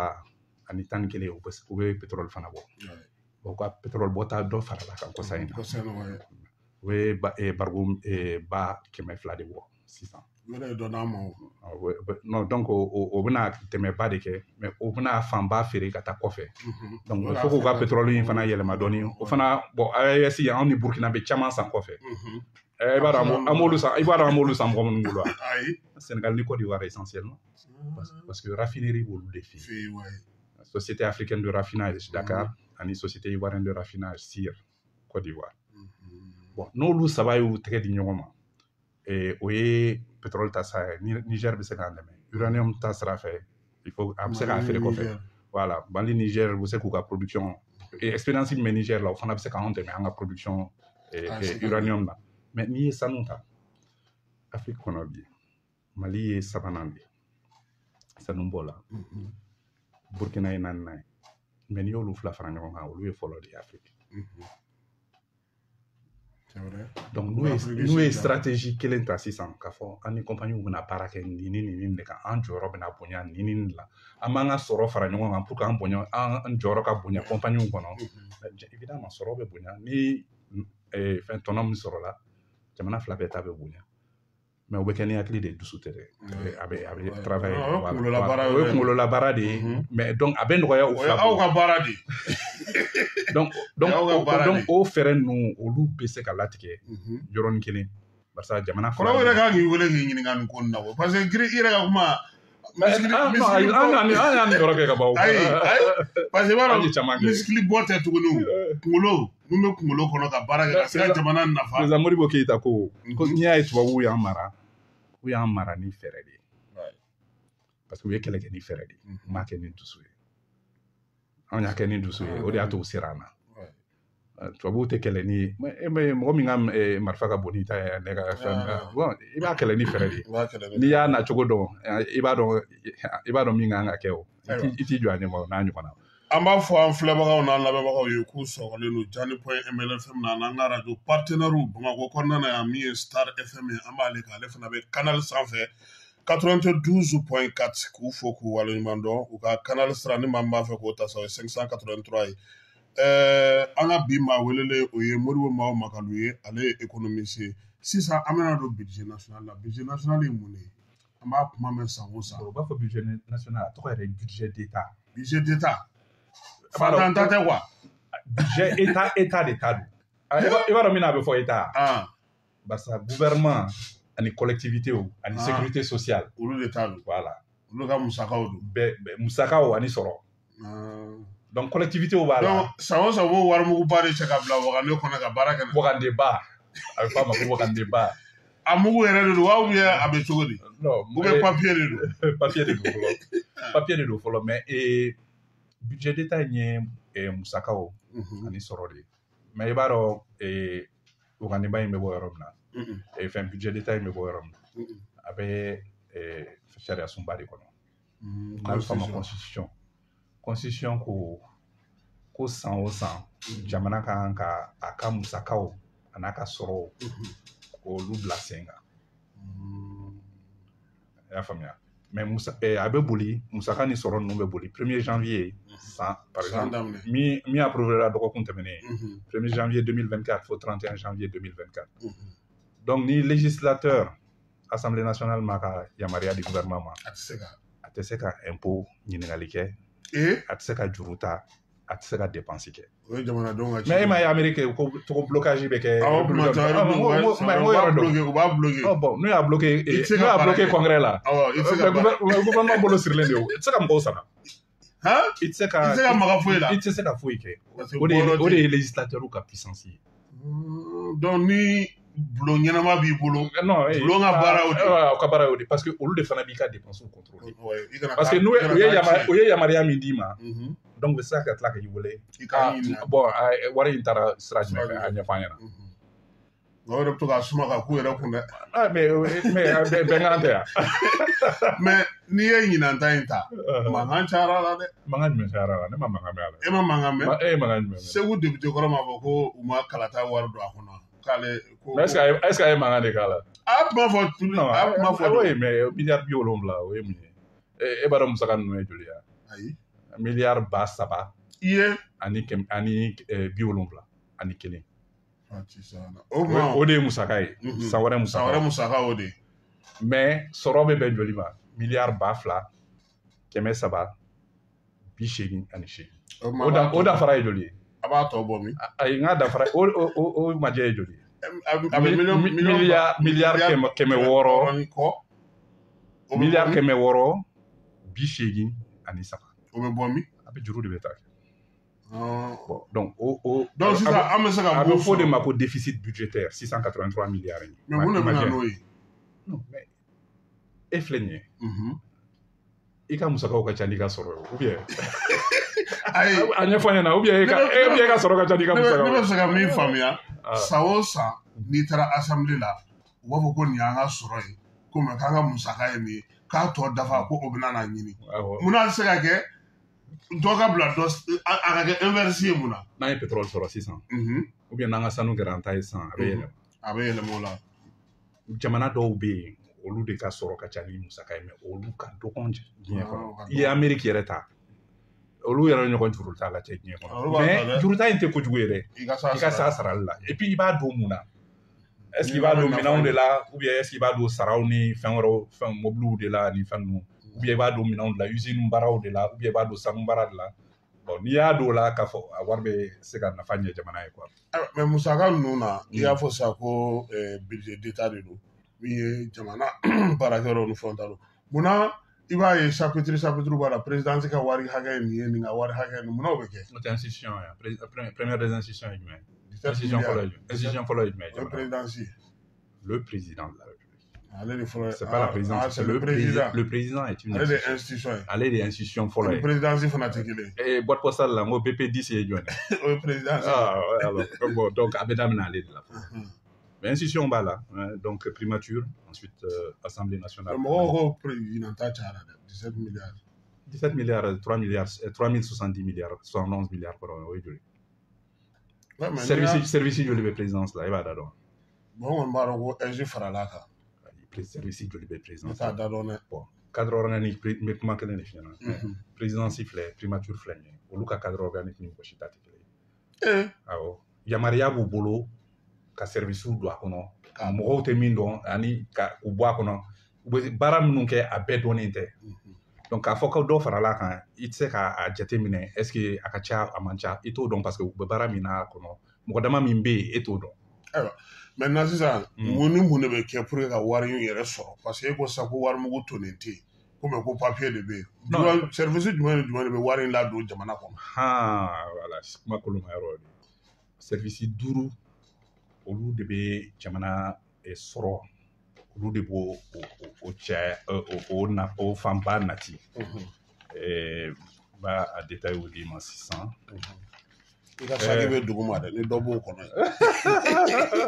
dɔw bɛ yen mais a bɛɛ bɛ yan ɲinan i b'a jateminɛ ko douane ale ye miliyari 700 ani 21 jamana y'a ɲini a k'o de ladon impôt jamana ɲinan ta an tɛ san bɛ ban 31 décembre k'olu k'o ɲini san wɛrɛ ta n t'o dɔn parce que ma gafe in sɔrɔ budget voilà et budget a ka ca ni a ka ca dɛ a liburulama don a page lama don a ka ca ni page 400 ye koyi liburuba don dɛ awɔ page 400 don awɔ ne a y'u bolo ye o awɔ k'an to sanfɛ ne de tun bɛ noti k'a kan président k'a di président ma donc fɛn b'a dɔn min don min b'a kɔnɔ fɛn caman de b'a kɔnɔ donc impôt miliyari 1,260 ani 67 ale ta ka ca ni douane ta ye dɛ 100 sara la ale bɛ na ni 50 ɲɔgɔnna de 55 de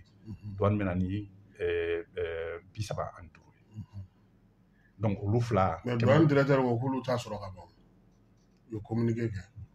impôt kɔni ma t'a sɔrɔ i ma impôt mɔgɔw ye yala yala kuma fɔlɔ u b'an bɛɛ nɔfɛ u bɛ na yan don o don an bɛ k'a fɔ k'u patienter est-ce que convention fiscale n'an bɛ ka carburant de san fɔlɔ hali convention fiscale est-ce que o bɛɛ tɛ o ye ka ko lasɔrɔ bon ensuite n'i y'o bɔ yen domaine mɛn na kɛmɛ sara la olu ta ye 8 ye ne m'o de faamuya o domaine bɛ wari ɲini cogo di ka di domaine cadastre fɛn dugukolo ko ninnu ni fɛn ninnu mais ne yɛrɛ mais normalement tu sais que domaine kan ka kɛ impôt de kɔnɔ parce que domaine tun ye impôt bolomafara de ye mais e m'o kɛlɛ yan i bɛ ka waati e ma b'o kɛlɛ kala ayi ne ma b'o kɛlɛ Bacili m'a fɔ ko n'a ma bɔ ka d'ale ma ah oui moi aussi c'est ko tɛ ko ale ka département bɛ kɛ fu ye ale to fɛn na urbanisme ni fɛn na a ko k'a tɛ se ka to finance fɛ yen ko kana n'a ye a dun kan ka bila finance a dun bɔra a kɔnɔ dɛ parce que a kɛra mankan ye parce que a ka ca ni miliyari 100 ye o bɛ min na don ɲinan domaine min ɲininen b'a fɛ miliyari 100 ani 80 miliyari 100 ani 80 n'o sɔrɔla n ko dɔ de bɛ di voilà a baarakɛlaw baarakɛlaw ka prime b'a la prime b'a la prime ni o kuma hali douane yɛrɛ la dɔ bɛ di ni ye baara ɲɛnama non service de recouvrement ni assiette la a yamaruyalen don quoi mais a fɔra a tun fɔlen bɛ ko minnu bɛ agent minnu bɛ terrain kan mais a bɛ di bɛɛ ma sisan b'a di bɛɛ ma pour que a ka se ka kɛ ka ɲɛ quoi oui pour que a ka kɛ ka ɲɛ voilà donc olu bɛ wari ɲini bon donc douane impôt domaine direction nationale du trésor et de la comptabilité publique ani direction générale de la dette publique au service duuru ne tɛ dette publique de ka baara dɔn ale bɛ mun de kɛ non olu de bɛ juru minnu bɛ sara awɔ olu de b'olu minnu filɛ nin ye Notre Dame kɛrɛfɛ voilà olu de bɛ juru ko ninnu ɲɛnabɔ ni wari minnu bɔra kɔfɛ fana négociation ni fɛnw ninnu olu de b'o bɛɛ kɛ donc olu kan ka to ka baara kɛ job fɛ parce que fɛn caman bɛ signé job fɛ dɛ non fɛn a bɛ job ni ministre des finances fila olu de yamaruyalen bɛ k'olu fɛn ninnu signé o de la direction de la coopération internationale tun bɛ job fɛ yen pour que ka se k'o baara ninnu kɛ mais normalement o ni ministère de l'économie et des finances kan ka baara kɛ pour que ka o fɛn bon ninnu bɛ nin wari minɛ jɔn de la nin wari impôt wari bɛ minɛ jɔn na kɛn yɛrɛ ye o société o ani particulier o bon TVA fana sur la consommation olu fana b'a la TVA ninnu ni fɛn ninnu TPS ni IP a bɛɛ ninnu a bɛɛ voilà ni baarakɛla b'i bolo i b'a dɔn ko nin ko nin ye baara ye voilà TVA TPS IAS olu bɛɛ o bɛɛ de b'a la impôt sur les sociétés impôt sur le revenu bon ani droit d'enregistrement timbre fiscaux ninnu i ka vignette n'i ka fɛnw olu bɛ taa la o bɛɛ de bɛ taa ne ko jɔn de bɛ nin bɛɛ kɔlɔsi de pour que a ka se ka kɛ ka ɲɛ mais wakandeba bɛ jɔn bolo trésor trésor ministre ye jɔn financier ne ye service duuru min fɔ jɔn bɛ nin bɛɛ kunna financier de b'a bɛɛ ministre de l'économie et des finances voilà donc ale de bɛ nin bɛɛ kɔlɔsi n'a bɛ se ka kɛ ale de bɛ nin bɛɛ kɔlɔsi donc ni nin ma don o kɔrɔ ko dépense tɛ yen non mais e ka musakaw ka ca n'i ka sɔrɔ ye ni miliyari 600 ani 83 ye mais donc f'i ka taa juru de ta mais juru in bɛ ta mun na juru in bɛ ta de ka se k'a dalakɛɲɛ mais sariya sunba de fana b'a fɔ ko recette ni dépense kan ka dalakɛɲɛ mais ça c'est théorique mais juru de bɛ ta k'a dalakɛɲɛ mais juru jamana b'a ta mais a b'a sara o de la n'i y'a mɛn ko l'État a levé tant sur le marché. Voilà, ani emprunt obligataire nous a fait nos repères. Mais emprunt obligataire nous généralement par exemple nous fait que siraba dɔw jɔ ou bien projet ba dɔw kɛ u bɛ taa 100 milliards u bɛ taa 200 milliards. Mais fa don yɔrɔ ka dɔn. Voilà, a don yɔrɔ bɛ dɔn mais jamana kabini san daminɛ i bɛ sɔrɔ ministre des finances n'a ka mɔgɔw u ye jateminɛ déjà u bɛ nin wari in ɲini waati min kɔnɔ ani u bɛ joli ɲini parce que o b'a jɛ parce que en attendant que impôt ka don en attendant que taxe ka don voilà parce que kalo o kalo il faut que mɔgɔw ka sara ou bien ani jamana ka musakaw bon lakana ta bɛ sisan kɔrɔ ne ma min faamuya n'i ka juru bɛ yen sisan par exemple sisan anw bɛ contrat kɛ ni ministère ninnu ye à partir du 15 novembre u b'a f'i ɲɛna ko non ko budget banna.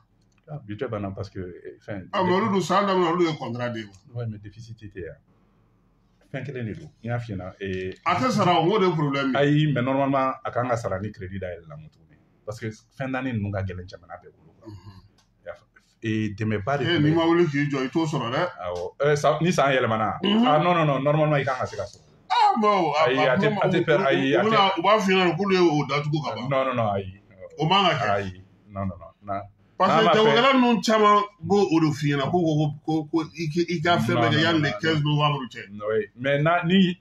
ni y'an nin budget datuguna ni san wɛrɛ ta dayɛlɛ la. I b'a sara. K'an ka se k'a sara parce que u b'a budget. Jagoya don. Oui. Ɲɛna budget la n'an bɛ se ka sara. Barisa danfara majɛ min b'a la n y'a f'i ɲɛna o juru bɛ ta mais o juru bɛ ta sugu de la. Donc tɔnɔ bɛ fara a kan. Intérêt investisseurs de b'a juru don. Voilà a bɛ fɔ o de ma ko marché des capitaux. Mais au marché des capitaux in sɛmɛnen bɛ BCEAO de la warisoba. Bon o de bɛ juru don banques ni fɛn kɛnyɛrɛyew la mais dɛmɛ min fana bɛ na jamana kɔnɔ n'a bɛ fɔ a ma ko aide publique au développement o fana bɛ wo in de datugu normalement Mali yɛrɛ octobre mana ban octobre novembre décembre dɛmɛ minnu bɛ d'an ma an tun bɛ balo o de kan fɔlɔ avant 100,000 donc janvier pour septembre o ye budget dɛmɛ minnu bɛ na an b'o kɛ k'a dafa. An bɛ coup d'état fanga de la sisan est ce que u b'a d'a ma. Ayi o wari ninnu tɛ yen bilen o dɛmɛ ka na o bɛ gɛlɛya tɔ. O de bɛ gɛlɛya tɔ voilà parce que wari bɔ min sisan. Non a wari a danfara bɛ yen donc fo k'a juru ta. Donc n'i ye juru ta dun f'i k'a sara. I b'a sara. N'i m'a sara o tɛ dɔwɛrɛ juru b'i la. Mun de la an bɛ to k'a mɛn tuguni ko an taara trésor la ko wari tɛ yen. Non parce que. I bɛ commerçant ye don o don kule la n taara ni ka fɛn mandat ye ko wari tɛ yen. Mais ni e ka musakaw ka ca n'i ka sɔrɔ ye mais aw tɛ trésorerie ya. Fɛn dɔw de bɛ yen. Olu dun bɛ tila cogo di ka mandat di mɔgɔ ma tuguni. Non u bɛ mandat di ma. Mais normalement. Hali gouvernement baarakɛlaw yɛrɛ b'a di mais i bɛ tila ka sabara don a mais ne ɲɛna o ye contrôleur financier nɔ ye ni contrôleur financier y'i ka facture lajɛ n'a y'a visé o kɔrɔ. K'i bɛ se ka taa ta. O kɔrɔ ko wari bɛ yen de o. Ko marché bɛ se ka hali kabini marché signé tuma ni contrôleur financier ko ça veut dire que a budget bɛ yen. A b'a dɔn k'a bɛ yen ka ban. N'a tɛ yen a t'a signé o. An munna u tɛ mɔgɔw sara o fana bɛɛ tɛ business ye. Non f'i ka wuli k'i jɔ de. Sinon a tɛ sɔrɔ. N'i wulila k'i jɔ n'i y'a négocier ka ɲɛ i t'a sɔrɔ. Mais i ka forokɔli kumana ma bɛ taa dogi sira de la. Mais o de ye business ye parce que o fɛn ninnu. Mais est ce que o fana tɛ jouer jamana sɔrɔ. Mais a bɛ jouer kɛ o bɛɛ ye dette intérieure de ye o man ɲi o. O man ɲi parce que o bɛ business lasurunya parce que e bɛ hakili bɛ wari min ma ta. I bɛ sɔrɔ e bɛn'i ka courant facture sara i bɛn'i ka mɔgɔw sara i bɛn'i ka loyer sara. A caman o de ye o. Bon ou bien e bɛna mɔgɔ wɛrɛw de sara olu fana bɛ taa mɔgɔ wɛrɛw de sara. Bon ni e ma se k'olu sara. I t'a dafalen kɔni sɔrɔ. Bon olu bɛɛ bloqué olu bɛɛ bɛ bloqué. I t'a dafalen sɔrɔ dɛ. Donc o man ɲi jamana ma ni layidu taara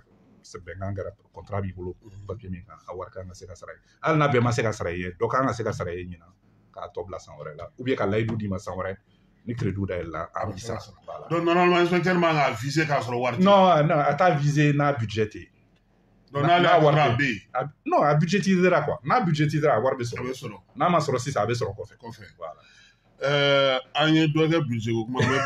budget problème yɛrɛ ye min ye n'a taara assemblée la kuma bɛ caya kunna kojugu.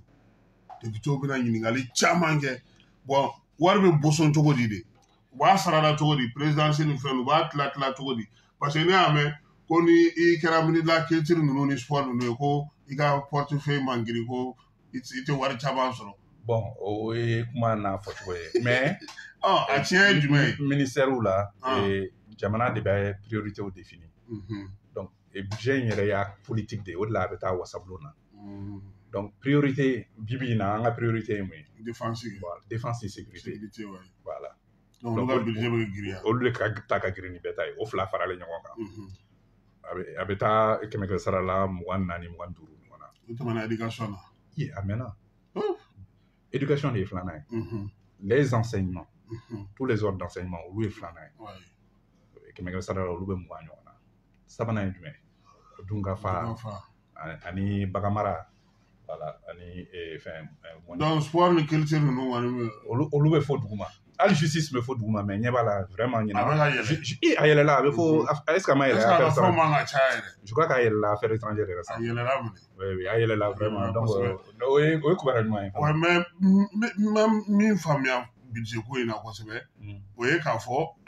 ministère so minnu bɛ yen ni par exemple sisan wagati min na yanni gouvernement ka falen ta délégués tun bɛ yen olu ka wari bɛ bɔ ministre titulaire fɛ mun na ministère dun b'u bolo non ministre hali ministère minnu hali ministère délégué minnu dulonnen bɛ primature la a bɛɛ bɛ ta primature budget de kan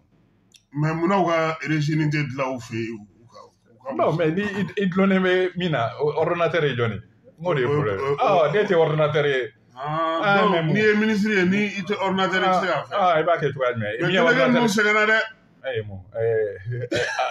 surtout ni ka ministre man di mais an tun bɛ wuli ye an tun bɛ ministre plein ni ministre délégués ye yɛlɛnna kuluba ɲɔgɔn nɔfɛ tuma bɛɛ président Barakata ka taa kuma ɲɛfɔ la a ɲɛfɔli la a ma nɔgɔn dɛ non a ma nɔgɔn mais est ce que o fɛɛrɛ tɛ se ka sɔrɔ o la non ne yɛrɛ ɲɛna ministre délégué ko y'an ka dabila a tɛ marché a baara ma nɔgɔn parce que ministre fila ka baara kɛ ɲɔgɔn fɛ tan kelen kan bɛ kelen ka mara kɔnɔ a ka gɛlɛn n'a kɛra ye don min na a bɛ wari d'i ma n'a ma oui non a man kan temps de tɛ quoi a man kan tɛ bi a baara kɛ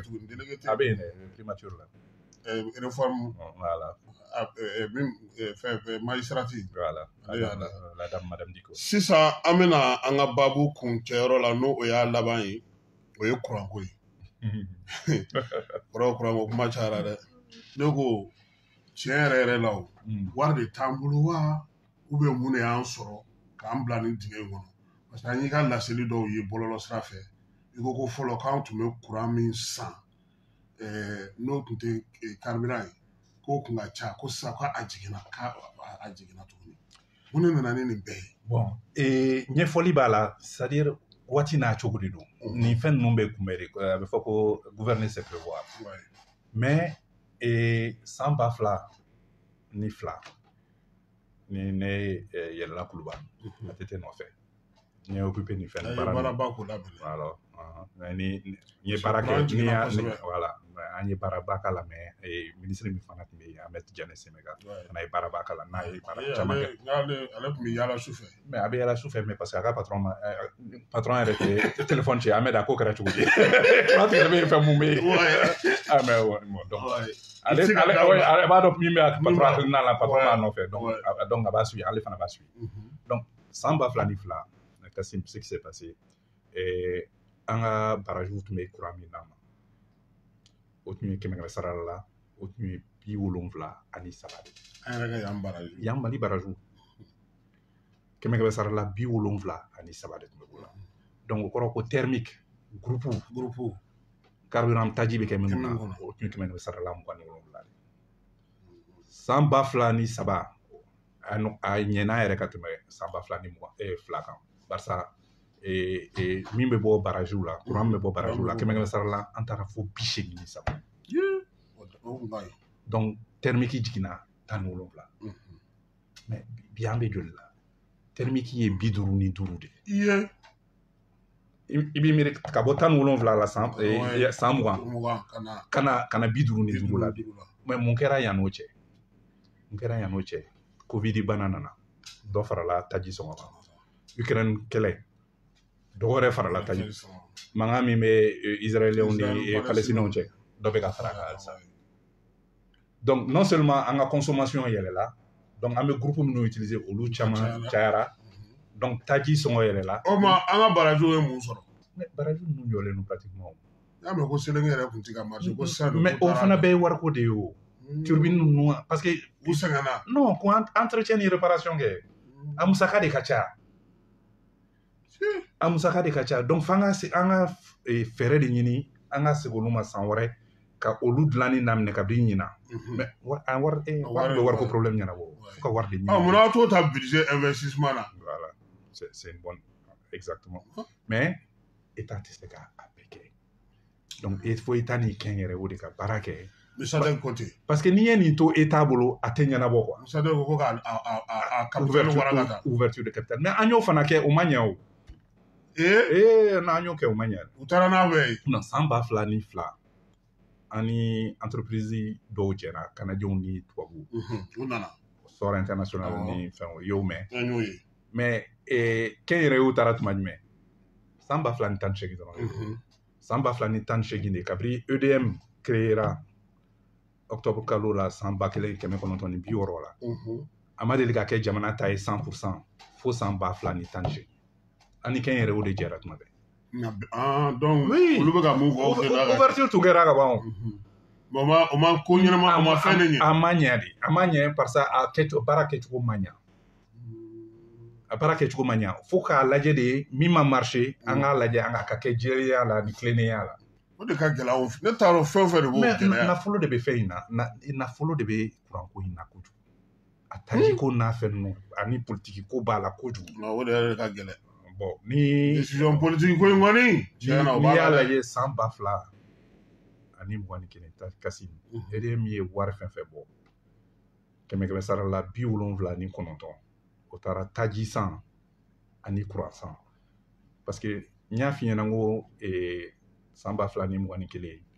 thermique tun bɛ 55 ɲɔgɔn na mais an kɛrɛfɛ jamana dɔ bɛ yen an bɛ dɔ san o fɛ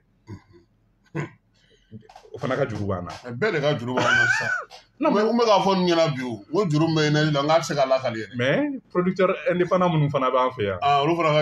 fana ka juru bɛ yen n'olu fana ma sara dɔrɔn olu bɛ to ka groupe dɔw faga o de la u taara moti groupe ta voilà o n'a ɲɔgɔnnaw non ni tant que taji sɔngɔ bɛ ka yɛlɛ état tɛ s'a kɔrɔ mɔgɔ si tɛ s'a kɔrɔ parce que fana sɔngɔ t'a yɔrɔ la san 2021 EDM y'a jira k'a fɔ k'ale bɛ kilowatt heure o ye 1000 watts pendant 1 heure n'i b'o utiliser o sɔngɔ moyenne ale b'o dilan 30 de la mais état ko k'a k'a feere mugan k'ale bɛ subvention d'a ma k'a dalakɛɲɛ parce que n'ale ko k'ale b'a feere 40 e ka facture bɛ doubler ne ka facture bɛ doubler an bɛ mankan wuli donc état bɛ na ni subvention ye o de kama pour que ka jamanadenw dɛmɛ i n'a fɔ ni sukaro sɔngɔ yɛlɛla état bɛ na ni subvention ye sɔngɔ ka jigin bon o bɛɛ bɛ bɔ wagandeba in de kɔnɔ subvention mais mun na olu de tɛ kɛ o kɛcogo la minɛ mais subvention ye transfert wagandeba in kɔnɔ e b'a dɔn état bɛ joli bɔ o la a bɛ miliyari 400 bɔ étudiants ka bourse b'o la subvention sur l'électricité subvention sur les intrants agricoles o bɛɛ bɛ bɔ yen miliyari 400 o de bɛ bɔ jamana b'o de bɔ pour que jamanadenw ka se ka lafiya est ce que a bɛɛ bɛ bɔ a sira fɛ n k'o de kɛlɛ mankan yɛrɛ ye yen voilà mɔgɔ bɛ musaka dun yen bon donc n y'a ɲɛfɔ thermique 55 an bɛ min san kɔfɛ an bɛ min san yankaw yɛrɛ bolo mais kana nin bɛɛ lajɛ ressources renouvelables tile 100 sara la an tɛ 5 san o la an tɛ 5 o t'an bolo o ka dɔgɔ a la kojugu 100 sara la o bɛ 5 ɲɔgɔn de la alors que tile min b'an bara an tɛ ka baara k'a la donc fo k'o bɛɛ de lajɛ ɲɔgɔn fɛ Moro ma magalu dɔ ko ma ko n'i y'a d'ale ma présidence institution ninnu u bɛɛ ka panneau solaire ta mairie ni commissariat surtout cité administrative voilà mairie ni commissariat k'u bɛɛ ka taa bila panneau kan k'o la tɔ min bɛ to u bɛ to mɔgɔ tɔw bolo olu bɛ se ka baara kɛ n'o ye est ce que o fana tɛ solution dɔ ye o ye solution dɔ ye mais non jamana yɛrɛ de kan ka stratégie ɲɛnama kɛ ka stratégie bɔ solaire bɛ se ka jamanadenw nafa cogoya min na parce que non mais n bɛ min f'i ɲɛna problème ye min ye courant in société commerciale EDM ye EPIC de ye donc service public caractère industriel et commercial. Donc, a bɛ fɛɛrɛ kɛ. A bɛ jamanadenw nafa, mais en même temps a bɛ tɔnɔ de ɲini. A bɛ tɔnɔ fana ɲini. Mais en même temps a bɛ f'a ɲɛna ko non k'i kana feere. K'i kana feere. Voilà. Bon. Dan bɛ sigi a ka sɔrɔ la. Bon, donc maintenant stratégie de kan ka ɲini solaire in bɛ se ka jasi ka fɛn cogoya min na ka sigi sen kan ka bɔra ka taa jamanadenw ni institution a bɛɛ parce que panneau équipement solaire ninnu ni san 10 in kɔnɔ 100 sara la 80 de bɔra a sɔngɔ la. A jiginna.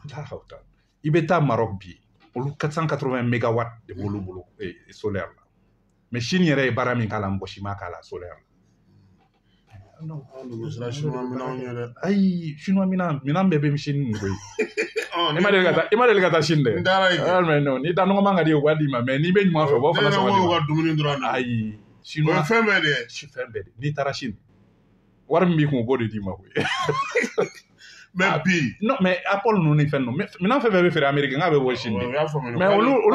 ni minɛn minnu bɛ na yan olu tɛ kelen ye. Olu ni minɛn minnu bɛ taa Europe olu fana tɛ kelen ye. Fɛn bɛɛ de bɛ Chine. N'an tɛgɛ di Chine ma tilennenya ni jɛlenya na u bɛ se k'an dɛmɛ jamana wɛrɛw bɛ yen minnu bɛ se k'an dɛmɛ mais solaire de solution ye an kan ka t'o fan fɛ mais fɛn kelen bɛ yen mɔgɔ si tɛ da mun k'a la mais ne bɛ da mun k'a la mais EDM ka juru min bɛ jamana yɛrɛ la jamana tɛ juru tɛ juru sara dɛ bon i ye wagandeba min kubu nan'o de kɛ o i ye wagandeba min yira ne m'a f'i ɲɛna ko contrôleur financier mana fɛn budget u bɛɛ ka ji ni courant budget b'u bolo mais o tɛ facture sara. Mais munna ministre des finances t'a ta k'a di énergie ma. Voilà mais subvention ni fɛn. Yan'a ka fɔ ko a ka di olu ma comme ministre des finances de bɛ sɔrɔ bɛɛ kunna ale bɛ énergie ka sɔrɔ n'a ka fɛn dɔ a k'a fɔ ko bon yan'a an ka nin bila ka taa aw fɛ yen an k'a di ninnu ma siɲɛ kelen munna a t'o kɛ. N bɛna fɛn dɔ f'i ɲɛna san dɔ la n t'a fɔ a kɛra président min kɔrɔ dɛ énergie directeur dɔ ye ne wele juma wula fɛ 17h. Ko Magalu n'i ma ɲɛ ma an bɛ bolo la dɛ ne ko n ko cogoya jumɛn ko impôt nana an ka yɔrɔ datugu sisan énergie ni Mali direction ko k'u ka yɔrɔ bɛɛ datugu ka kokoro k'a la non fermé pour non paiement d'impôt fanga ye fanga minɛ voilà alors que olu ka juru tun bɛ jamana la jamana m'o sara ko mais k'u ka impôt sara parce que munna fana ma taa u ka courant tigɛ mais John bɛ se John na non mais a ɲɛnabɔra ne ko o y'a sɔrɔ président tɛ yan ne ko hey ni courant tigɛra Bamakɔ kɔnɔ weekend na ni problème min bɔra la a bɔ jɔn yɛrɛ a ye nin bila a nɔ la mais ne ma ɲɛnabɔ ne ma min faamuya impôt mɔgɔw tɛ tamakiyaw ka fɛn donni na yɔrɔ la hali dɔɔni n'u nana dɔrɔn mais année fiscale bɛ datugu 31 décembre de o ka objectif b'u bolo donc mais pourquoi olu bɛ san laban kɔnɔ ka na mɔgɔw tɔɔrɔ non san laban pression bɛ k'u kan o tuma de o san bɛɛ t'u ye mais ni à partir de novembre natɔ ye surtout nin waati ninnu na an n'u ye kuma dɔw kɛ kosa in na ni patronat parce que gɛlɛya dɔ de fana bɛ olu kan est-ce qu'il b'a dɔn ko mɔgɔ minnu bɛ impôt sara 100 sara la 5 min bɛ impôt sara olu ka impôt sarata o 100 sara la o ye 95 de 5% des contribuables payent 95% des impôts. Et puis c'est pour famille. O jamana bɛ se ka taa ɲɛ cogoya. Maliyɛn min bɛ impôt sara 100 sara la 5 de don. An yɛrɛ ma tila o. O bɛ ɲɛnabɔ cogo di? O tɛ se ka tila o la. Donc hali ni a bɛ kɛ de a bɛ cari cogoya min na bɛɛ bɛ dɔɔni sara au moins n'an sera ka taa 20-30% na maliyɛn minnu bɛ impôt sara o la bɛɛ bɛ dɔɔni sara a tɛ bi o mɔgɔ damadɔnu. Voilà donc o problème de fana bɛ yen. Bon an ye faamuyali kɛ mais e yɛrɛ bolo solution jumɛn de bɛ énergie la parce que halisa courant tigɛlen don. Non courant bɛ tigɛ o solution tɛ se ka sɔrɔ sisan n y'a f'i ɲɛna tant que taji de bɛ k'a la mais wari bɛ bɔ min a wari tɛ mɔgɔ si bolo a tɛ État bolo a tɛ EDM bolo. État bɛ ka fɛn effort ba de kɛ pour que ka EDM dɛmɛ ni subvention ye. I m'a ye wari minnu bɛ don mais tant qu'an bɛ taji ko de la a bɛ gɛlɛya parce que c'est comme un trou sans fond i bɛ wari fila kɔnɔ. mais an dafɛ jamana min ka juru b'an na est ce que olu ka courant sɔngɔ man di ani manatalikɛw. N bɛ kuma kelen f'i ɲɛna n ye jamanaw jateminɛ jamana min bɛ courant feere an ma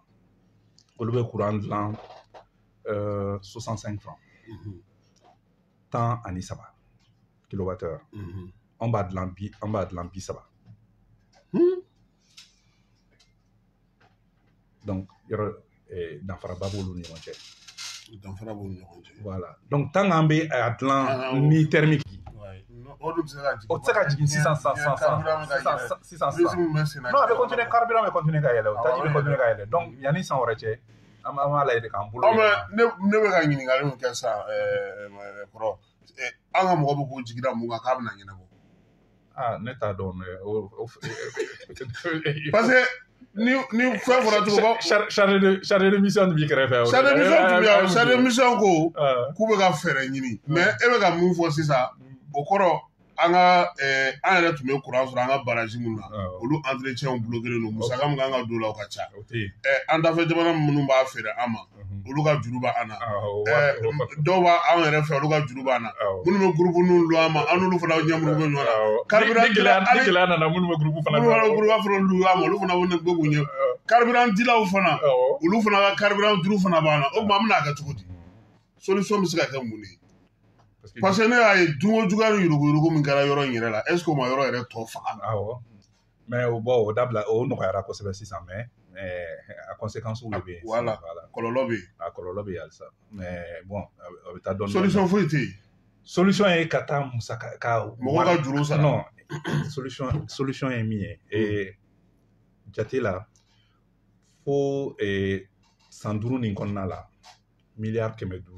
ka ɲini énergie ma u ka minɛnw ɲini ka investissement kɛ ka réparation kɛ barajiw b'o la fɛnw b'o la machines b'o la ani ka an ka bɔ thermique la dɔɔnin an ka taa hydroélectricité la dɔɔnin an ka taa énergie renouvelable fana la dɔɔnin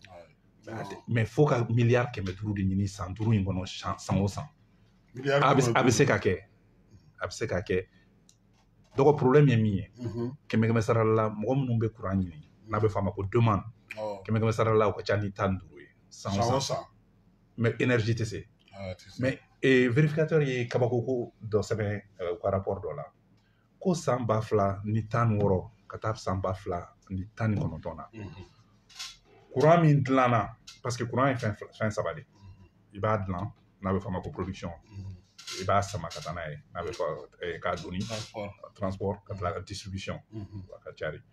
bon ani i b'a commercialiser ko mais min produira n'a ma s'a se yɔrɔ la san 2000 ni 16 ka taa san 2000 ni 19 la miliyari 81 courant de perdira taara mɔgɔw poche kɔnɔ ayi a ma non parce que ni transfo ma ɲi a bɛ perdu ni filu surchargé ni transfo a tɛ se ka taa n'a ye a dilanna mais a tɛ se ka taa n'a ye voilà alors que a tun bɛ se ka feere o man ka gagner 81 milliards bon donc san 2 kɔnɔ san bon 2016 2017 2018 2019 mais donc ni miliyari 500 in sɔrɔla n'o o fɛn ninnu labɛnna minnu dilanna o bɛ se mɔgɔw ma mɔgɔw b'a san donc o bɛ voilà donc o kɔrɔ tɛ a bɛɛ tɛ thermique ko ni fɛn in dɔrɔn ye o b'a kɔlɔlɔ dɔn sisan dibi tɛ san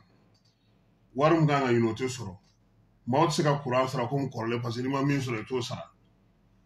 énergie yɛrɛ bɛ baara mun na sisan est ce que sanjikɔrɔ wɔsi yɛrɛ ma fisa ye sanjikɔrɔ wɔsi don parce que gɛlɛya fɛn fila de don a bɛ fɔ min ma ko croissance économique o bɛ dépend courant de la ni courant tɛ ka sɔrɔ e tɛ ka se k'i ka baara kɛ ne tɛ ka se k'an ka baara kɛ glace feerela tɛ se ka ka baara kɛ jɛgɛ feerela tɛ se ka ka baara kɛ butigitigi tailleur mécanicien fɛn menuisier métallique ninnu fɛn ninnu u bɛɛ sigilen don donc olu bɛɛ ka baara san kɔnɔ jamana bɛɛ ka baara san kɔnɔ o de ye PIB ye o de ye croissance économique ye bon an ka jamana wagandeba in kɔnɔ ko san wɛrɛ ko sɔrɔ bɛ yɛlɛ PIB in bɛ yɛlɛ 100 sara la ni 5 de mais ni kurantigɛ min kɛra a b'a jigin non an tɛ se ka 5 sɔrɔ cogoya si la barisa o bɛɛ ye man ka gagner de fɛn fɛn ma baara kɛ wa ni fɛn fɛn ka fɛnw tiɲɛna sira fɛ donc fo fɛɛrɛ de ka ɲini kuran ko in na joona an b'i fɔ k'i waleɲuman dɔn ni kuma kuncɛ kuma min b'i fɛ parce que an y'a ye k'a fɔ budget la an tun bɛ fɛ ka fɛn dɔ fana dɔn institution minnu bɛ joli sɔrɔ présidence ta ye joli ye primature ta ye joli ye mais n bɛ kuma kelen de f'i ɲɛna dɔrɔn c'est à dire institution si ka budget tɛ ko tile se kuncɛ fɛ k'a bɛ doubler quoi k'a sɔrɔ non a tɛ yɛlɛ ni kosɛbɛ ka sɔrɔ yamaruya ma di ne y'a f'i ɲɛna ko 100 sara la fɛn budget bɛ yɛlɛ ni 5 ye n'o y'a sɔrɔ e tun bɛ 100 de sɔrɔ enfin 100 de sɔrɔ salon donc 5% de bɛ fara kan 5% ye joli 100 millions 10 millions 105 millions donc ɲinan i bɛ san wɛrɛ i bɛ 105 millions sɔrɔ mais n'o y'a sɔrɔ e ka besoin i n'a fɔ justice ta kɛra cogoya min na voilà olu yɛlɛnna parce que o ye volonté politique de ye donc budget i bɛ fɛ k'a dɔn jamana volonté politique ye min ye budget la ye mɔgɔw ka budget la salon ni ɲinan cɛ min ta yɛlɛnna ani min ta jiginna parce que ni dɔw ta yɛlɛnna dɔw ta bɛ jigin voilà parce que musaka de ka ca ni sɔrɔ ye mais o bɛɛ ye volonté politique de ye arbitrage ye n yɛrɛ y'o mɛn ko ministre bɛ taa finance fɛ ko ka taa ko kana fɛn bɔ an kundama na mais ale fana bɛ taa jɔn fɛ yen premier ministre kɛ o fana bɛ taa jɔn fɛ yen président n'o de y'a bila yɔrɔ ma a tɛ bɔ yen ayiwa an b'i fo ni kuma kuncɛ kuma min b'i fɛ ayiwa an bɛ dugawu kɛ dɔrɔn san kura yɛrɛ ka caya jamana ka basigi jamana bɛ gɛlɛya min kɔnɔ